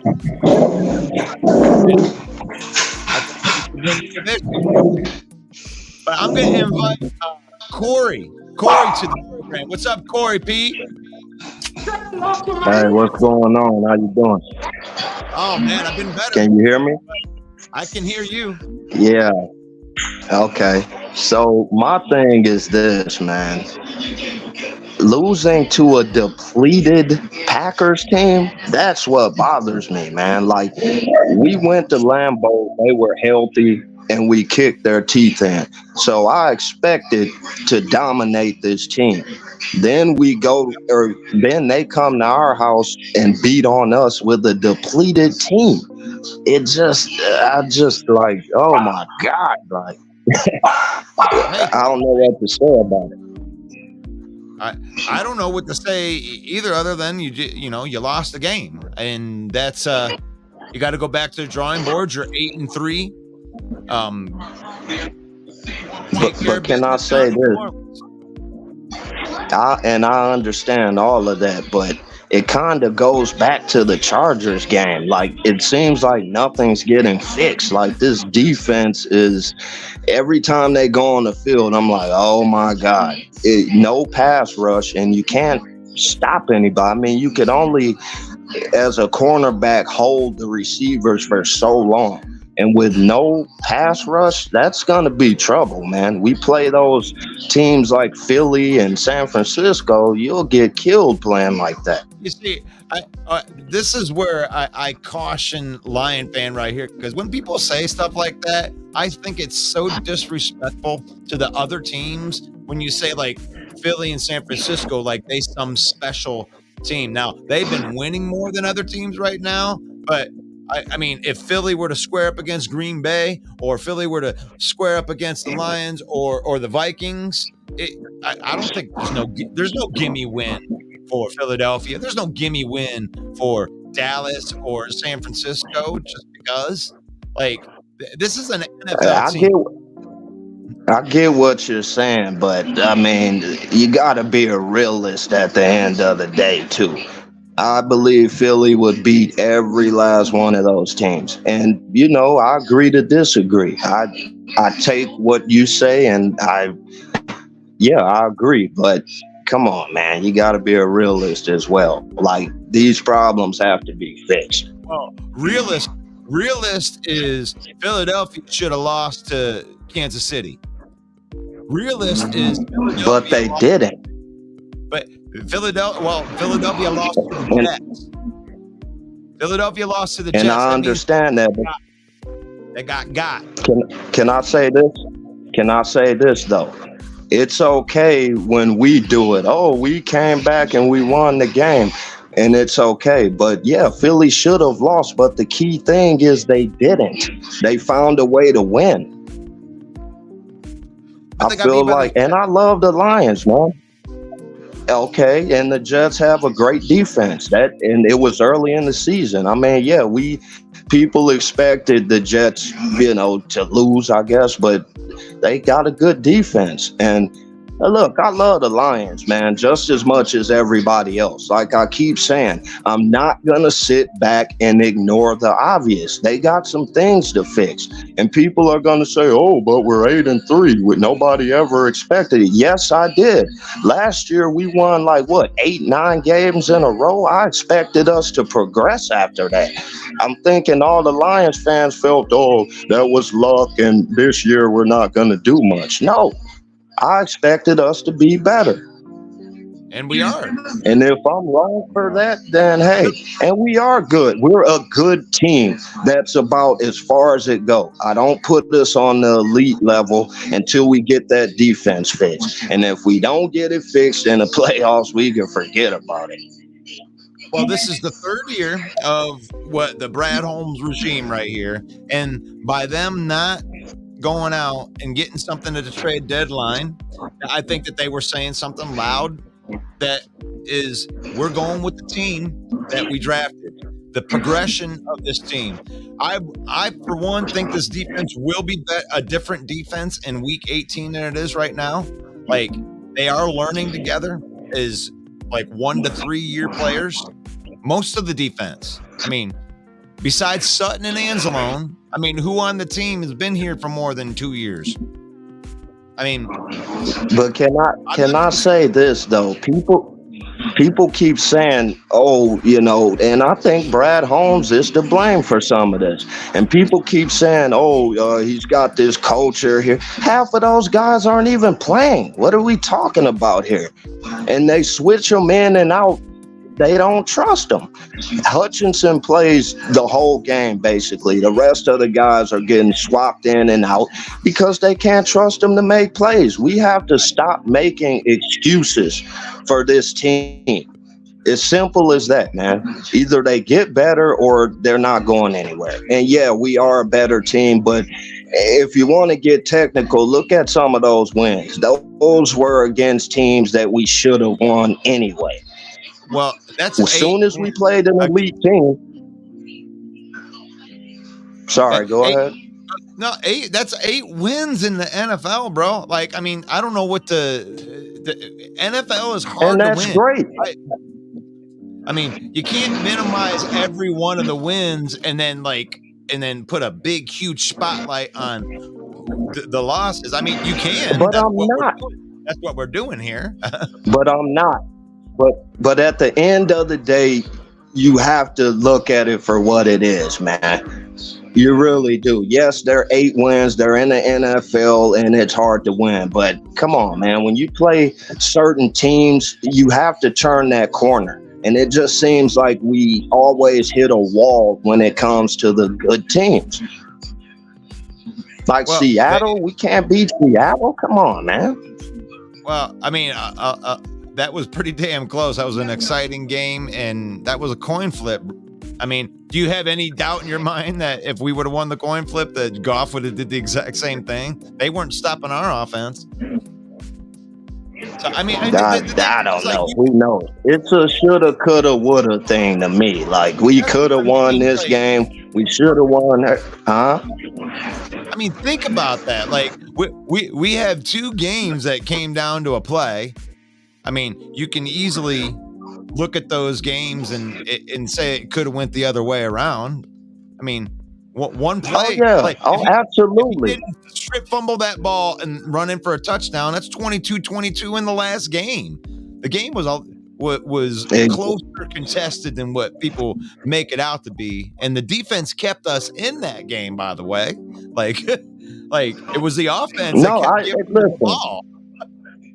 Russ, I get everything that you're saying, but you have to look at what I'm saying. And that's, as Lions fans, we do that too often. Oh, but we were this close. The fact is, we lost the game. Yeah, we came back against a Chicago team that we should have really beat up on. And people take that and run with it. If we're that good, we should be able to do that against other teams as well. That's all I'm saying. I love this team. I do. I've been a fan forever. I'm 41 years old. I've seen a lot of Lions play. I'm not as old as you are, but I'm old enough to know. I'm just sick of the excuses, man. We're a good team, but we got to get better. As simple as that. Well, I mean, if you want to look at it as an excuse, I feel it. I'm just kind of looking at it from, like, I take what Dan Campbell says and the coach speak, and I try to spin it in back to the fan base, because I don't see panic in him yet, because I think that he believes what I'm saying in the coaching, and that they're pretty close. I mean, did you watch Brian Branch in that game, man? When I went back and I looked at those plays, it's like he was so right on him, like with his hand in playing defense. Yeah, like he was the best player on the this has nothing to do with Branch because he's been playing pretty well.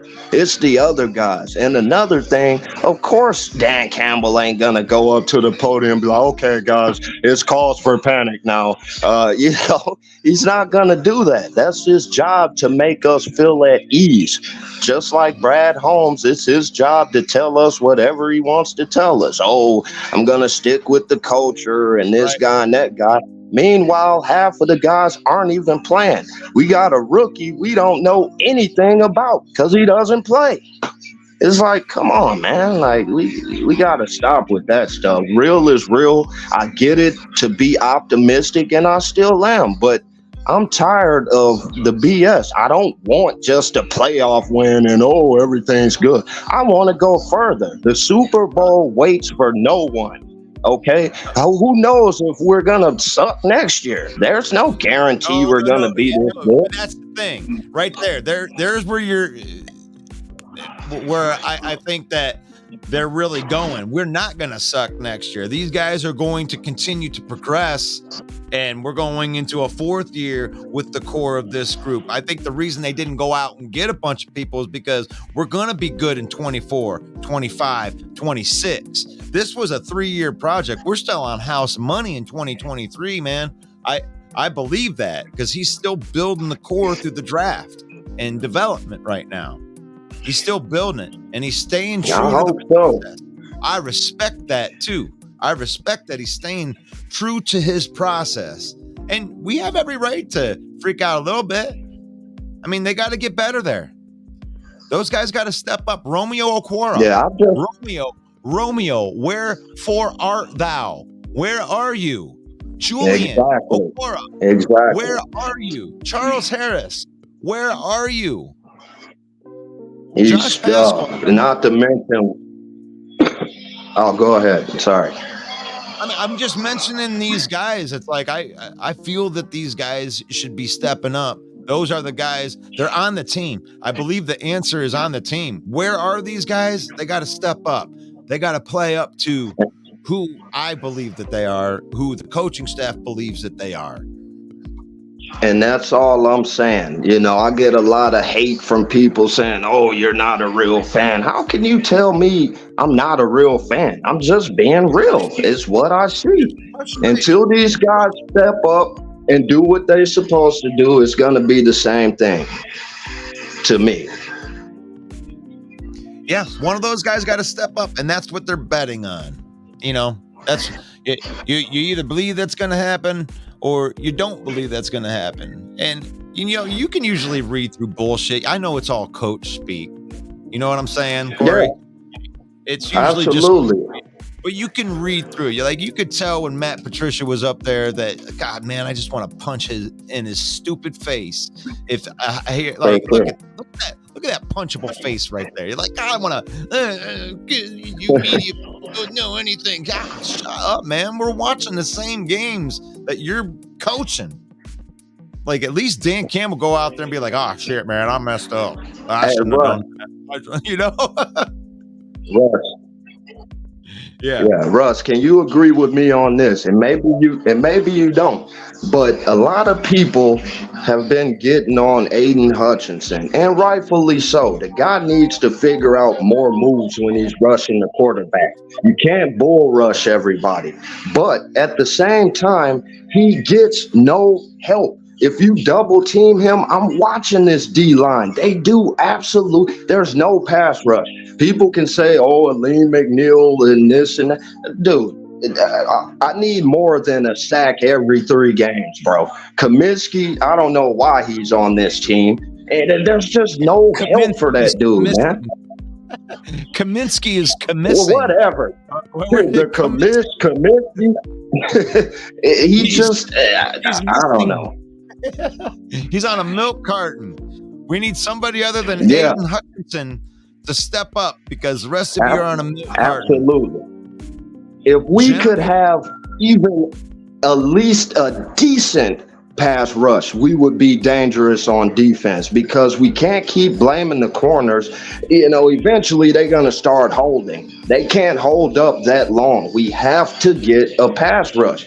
I mean, we're talking all this crap about Minnesota, but hey, they got a quarterback that when the play breaks down, he out of there. We not talking crap about Minnesota. I ate my crow on Minnesota. I mean, really, when they were no, not you. I'm talking about like a lot of our fans. They're saying, "Oh, that's not going to be an easy win." See, we try to help our fans of the Lions the best that we can. Steve is real, yeah. I got to give some of these Packer fans the floor here because they deserve it, frankly. Steve, I feel free to gloat. And you deserve it, my brother. Let's go. I don't gloat. Like, let me just say this. Like I said earlier, every team in every sport has to get punched in the mouth once in a while. I mean, we get it. We're gonna bite the kneecap off. It's a learning phase. Now, like I said, the Lions have to look at themselves in the mirror and say, okay, what the hell happened? I mean, this is a good team. There are no frauds. Come on. I mean, I can go back like the year when we went 15-1. We had a great year. Who beat us? Chiefs. Did they have Mahomes in? No. We got punched in the mouth. I remember years ago, we was in Indianapolis. They had like, 1-2 wins, whatever. They kicked the dog snot out of us. We got punched in the mouth. They came back. Come on. The Lions will look at themselves in the mirror. Like I watched the Campbell press conference. He said everything right. He said everything right. He didn't panic or nothing. He said the one call was on him. That was stupid. He shouldn't have done it.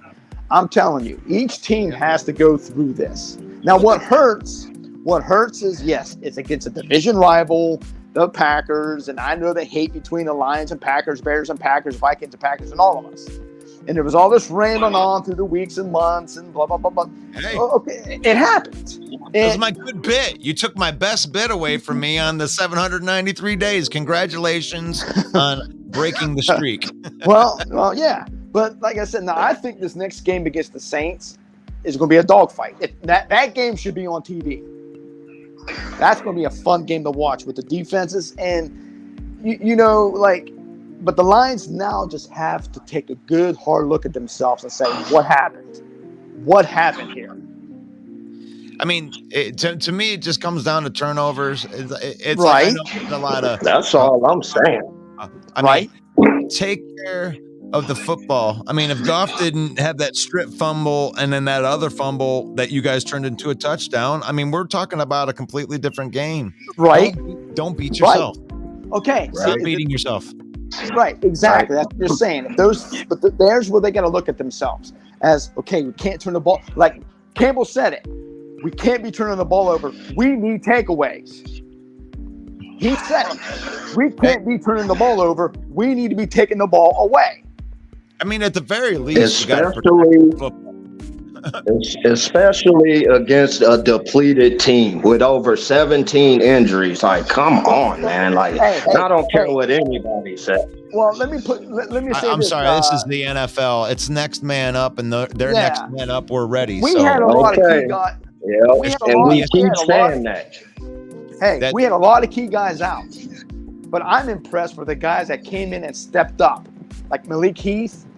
I was so happy for him. He had some great catches in that game.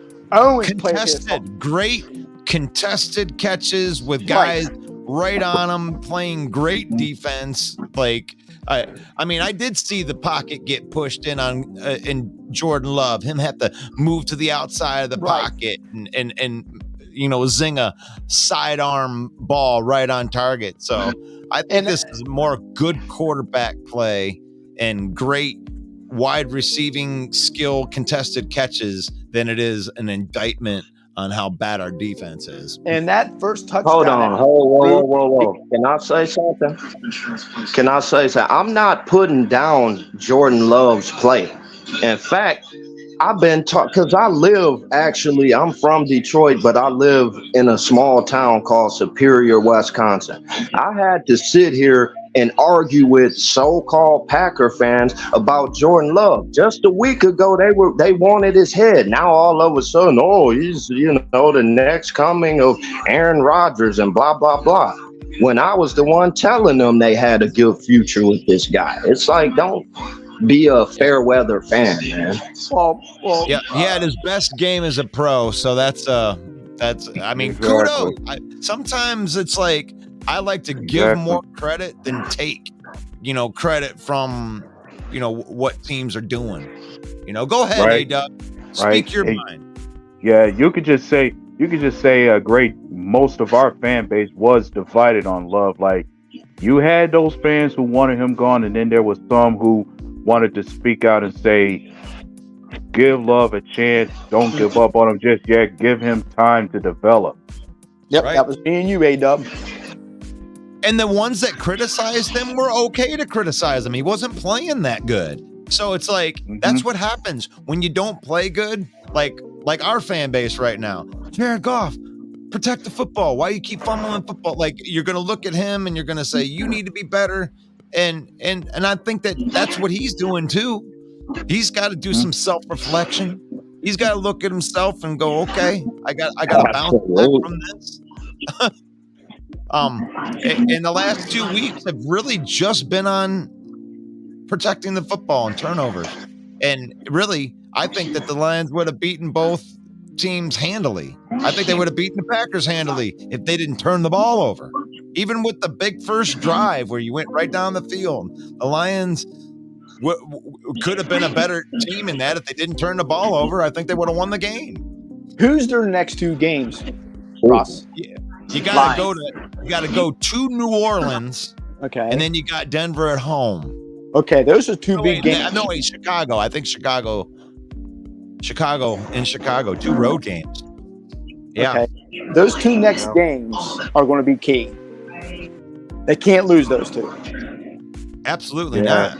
And Denver, and you got to think Denver is definitely turning a corner too, given the win streak they on. So yeah, that definitely is. It's going to be a tough game too. Yeah, and it's going to mean a lot. It's going to mean a lot. Go ahead, Corey. I was just going to say with Denver, I think it's been more of the defense. Like, I watched that team, and when they got on Minnesota, all they did the whole game was dink and dunk the hell out of the Vikings. Yep. And it's nothing special. You know what I mean? They just find ways to win. Well, that's how you beat an attacking. That right there, that dinking and dunking, when you just send your running backs out like that, that's how you beat a blitzing team. That's what Flores does, is he'll line up like 7 people on the line of scrimmage, and then right as they snap the ball, 3 of them will drop back and the other will rush, and you don't know where the pressure's coming from. And the way that you beat that, when they're sending all those guys, you just got these guys on the fly out, and you just, it's an easy check down. Well, what's the word? What's the word on Aaron Glenn now? What do you mean? Well, I'm just wondering because I don't know if you guys saw this, but the Commanders, they just fired Jack Del Rio today, their defensive coordinator. And I'm just wondering now, is because of this, is there like some type of negativity going against Aaron Glenn? There's a lot of negativity towards Aaron Glenn, especially from the fan base, because he can't get a pass rush. So he can I say something on that? Go ahead. I'll wait till you're done. Oh, I was just gonna say, I agree and I disagree on that. Aaron Glenn, his problem is he doesn't adjust. Is his problem during games, and when he does, it's too late. But he doesn't have much to work with. I don't give a damn who you bring in here. If you don't get those players to play, the players got to make the plays. Aaron Glenn can't go out there and make the plays for him. So a lot of this is on the football players, but yet Aaron Glenn gets all the hate, which is rightfully so sometimes. But nobody wants to point the finger at Ben Johnson when he screws up. And rightfully so, he's been doing a hell of a job as the OC here. And I think that's the reason Jared Goff is doing well. But there's been a few games where the offense was questionable, and you're like, what the fuck is Ben Johnson doing? But no, it's all Aaron Glenn. Aaron Glenn, well, if the defense would have did this, and it's just laughable to me sometimes. Especially when Jared Goff turns the ball over 3 times, and they went for it on 5 fourth downs, and they only got one of them. Turned the ball over on down 4 extra times. So when you turn the ball over 7 times in a game, and you only lose the game by 7 points, it's like eventually you got to go. Yeah, you got to point the finger at the offense and say, "Look, you guys got to execute." That's where we got $100 million in that offense. Get it done. Yeah, and then they put the defense that's already the suspect in bad situations. They just got off the field, and you think they're gonna stop somebody when they come back on? Come on, man. Right. So you got to see it for what it is, man. It goes both ways. So Green Bay Packers here. I'm bringing this up because you want to look at the schedule. So the Packers, they got to play the Chiefs next week, right? And then they play the Giants, and then they play the Panthers, the Vikings, and the Bears. So it's like, to me, I mean, if you look at any division game like an easy win, that's because it's you're an idiot. I mean, you'd be forced to do that. We know each other, okay? That's why they're closely contested games. Sometimes you can blow other teams out, but it's like usually don't see too many blowouts within the division. Well, here's another. Yesterday, did Detroit? Because I feel this sometimes about the Packers. Did Detroit go into this game saying, "Okay, this team's depleted. We probably don't have to play as hard. We should just walk in there and kick them in the teeth." And the Packers showed them otherwise. Like they punched them in the mouth. Like, wait a minute. See, maybe Detroit, because they had so much success through the season and whatever, and they kicked our ass in the first game at Lambeau. And so they felt when they came in, look, they got 16, 17 guys out. We should run all over. Because I heard so many press conferences, so many things before the game that Detroit, we should just kick their ass. We should just go in there and mollywop them and whatever. But Green Bay came in with a different approach and said, wait a minute, I don't think so. Steve, let me help everybody with this side. Like when you look and say, hey, they had a depleted roster and this and that always makes me scared when you got a whole bunch of new guys, because in the NFL, tape is everything. And if you have any type of depth players that are willing to go out there and they actually play at a high level, there's no tape on any of those guys. You're right. So your depth showed out. Yep. And we had nothing out on them. Now there's tape on them. Now there's tape on those guys. I'm not saying that they'll get stopped next time, but I guarantee that they won't catch anybody by surprise. Heath, where the hell did this guy come from? We're not counting on that. Where did hell did Heath come from? Can I ask y'all? Three contested catches with a guy all over him trying to rip the ball out the entire catch. I love Malik Heath. Wow.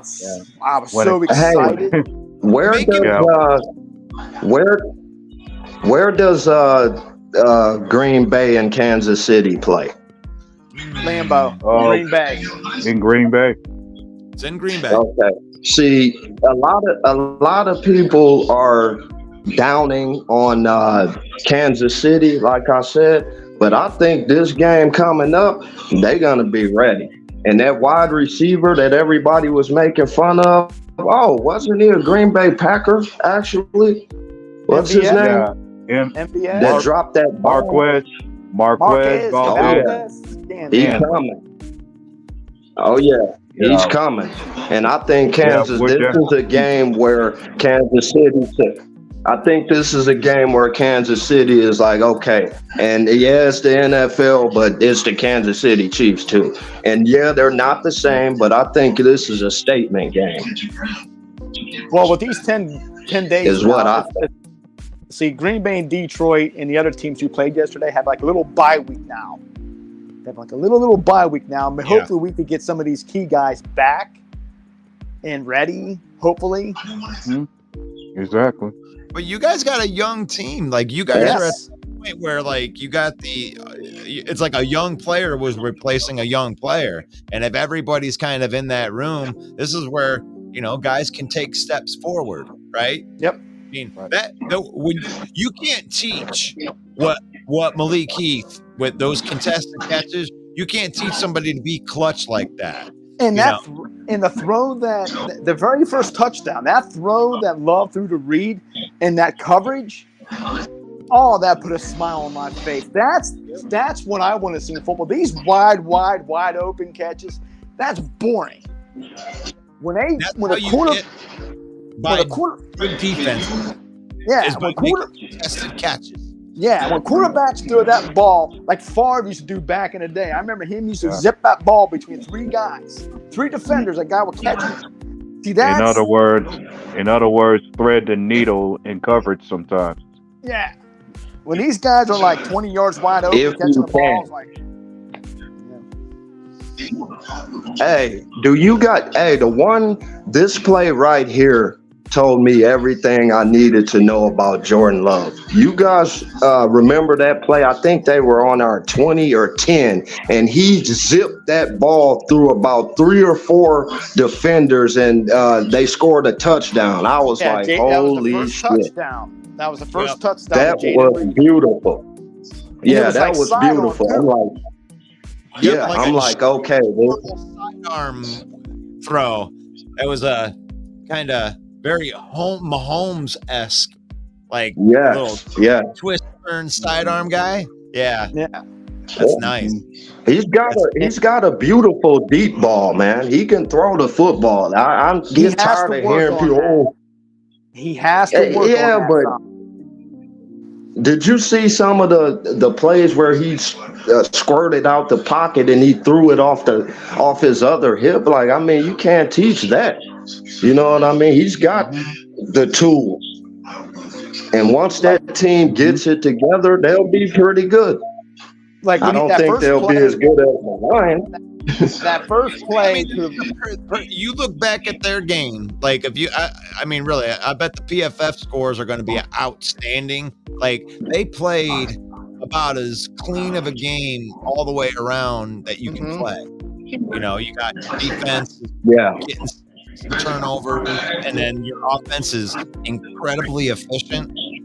So, and I love the fact that you guys went aggressive, because that was the mistake that the Bears made, was they were played Marty ball and just hand off and run timeout. And I did mention that part to where aggressive coaching was the identity for Dan Campbell, and I felt like if Matt LaFleur could match that aggressiveness himself when coaching this game, we would be okay. I'm telling you, man, it was close to having a completely different outcome, because you guys at one point, Matt LaFleur made an incredible coaching blunder, which was going for it for 2. Like, the math did not work out in that way. You could have put yourself up by 3 scores. Instead, he failed and kept it a 2-score game. Right. That was a mistake he overcame. But sometimes you got to be careful not to fall into the prey of what the other coach. And almost did, but that was good though. Also, man, we have to give credit where credit is due, and nobody's talking about it. A.J. Dillon ran his ass off that game.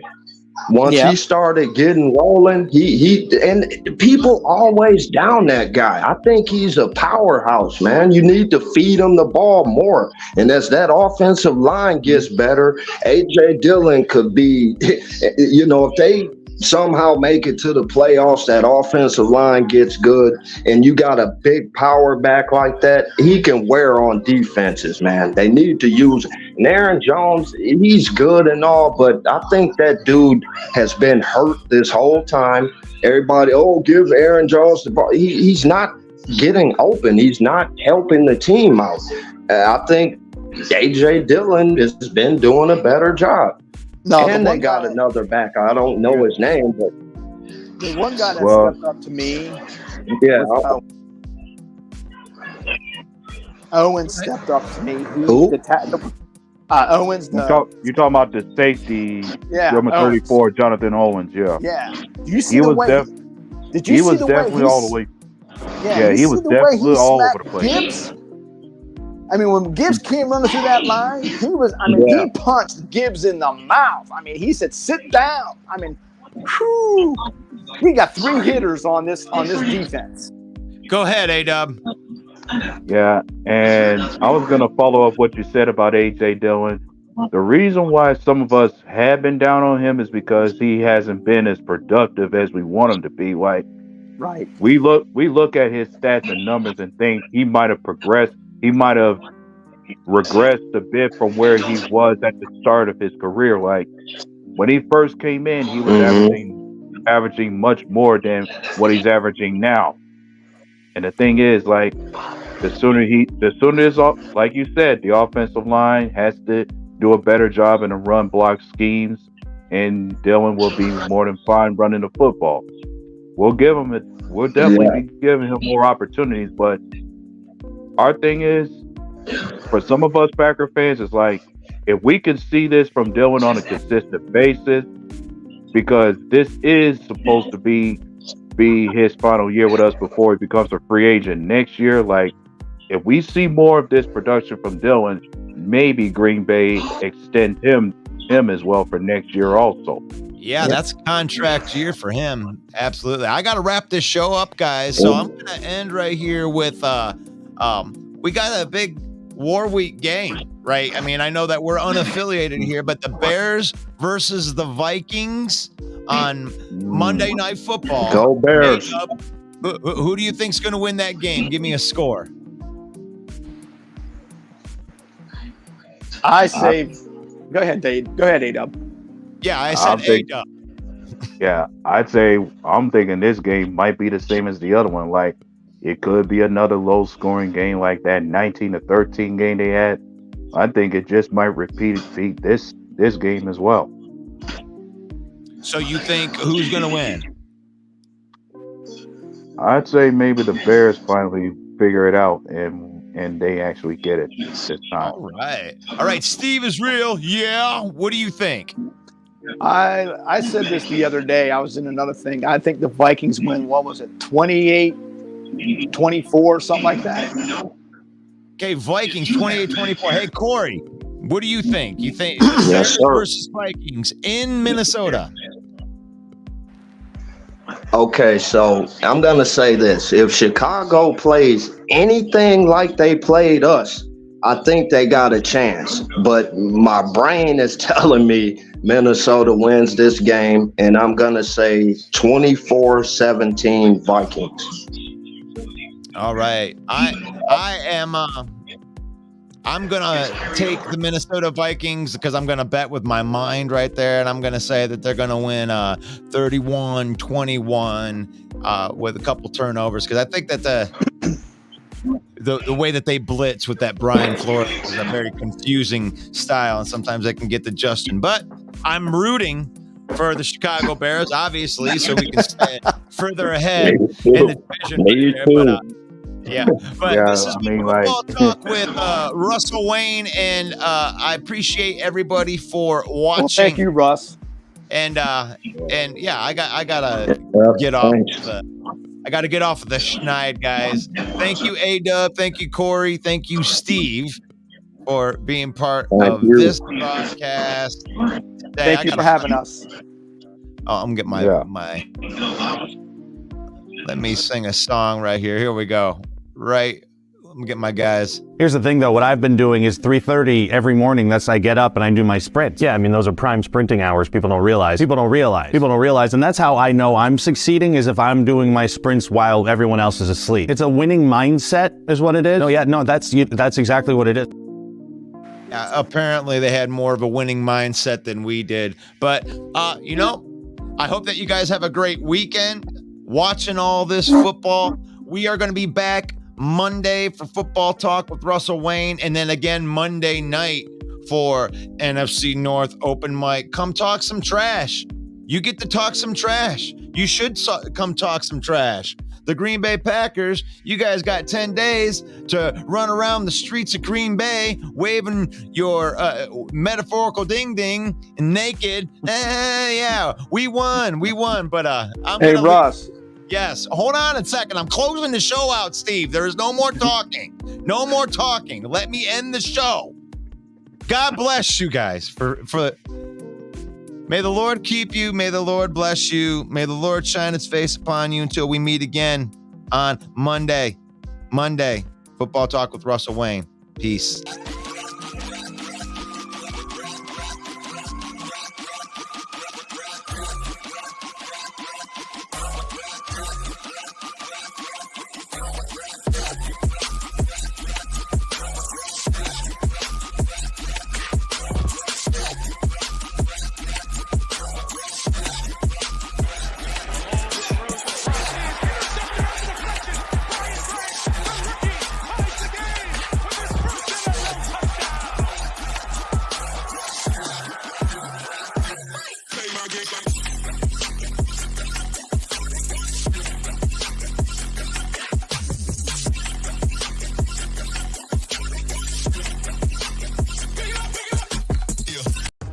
What's up, y'all? This is Ifeatu Melifonwu, safety for the Detroit Lions. And I just want to take some time out to give a big shout out to Russell Wayne and Main Event Mike from the Detroit Lions Villain Squad. It's a fan page and a podcast. And I just want to say I appreciate the support of me and my team. And I encourage everyone to go check out their podcast and check out their fan page. Go Lions.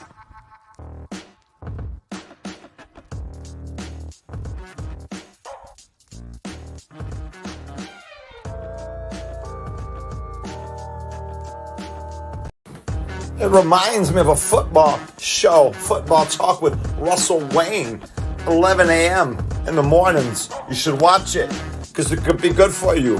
It could be good for you. It could be good for your life.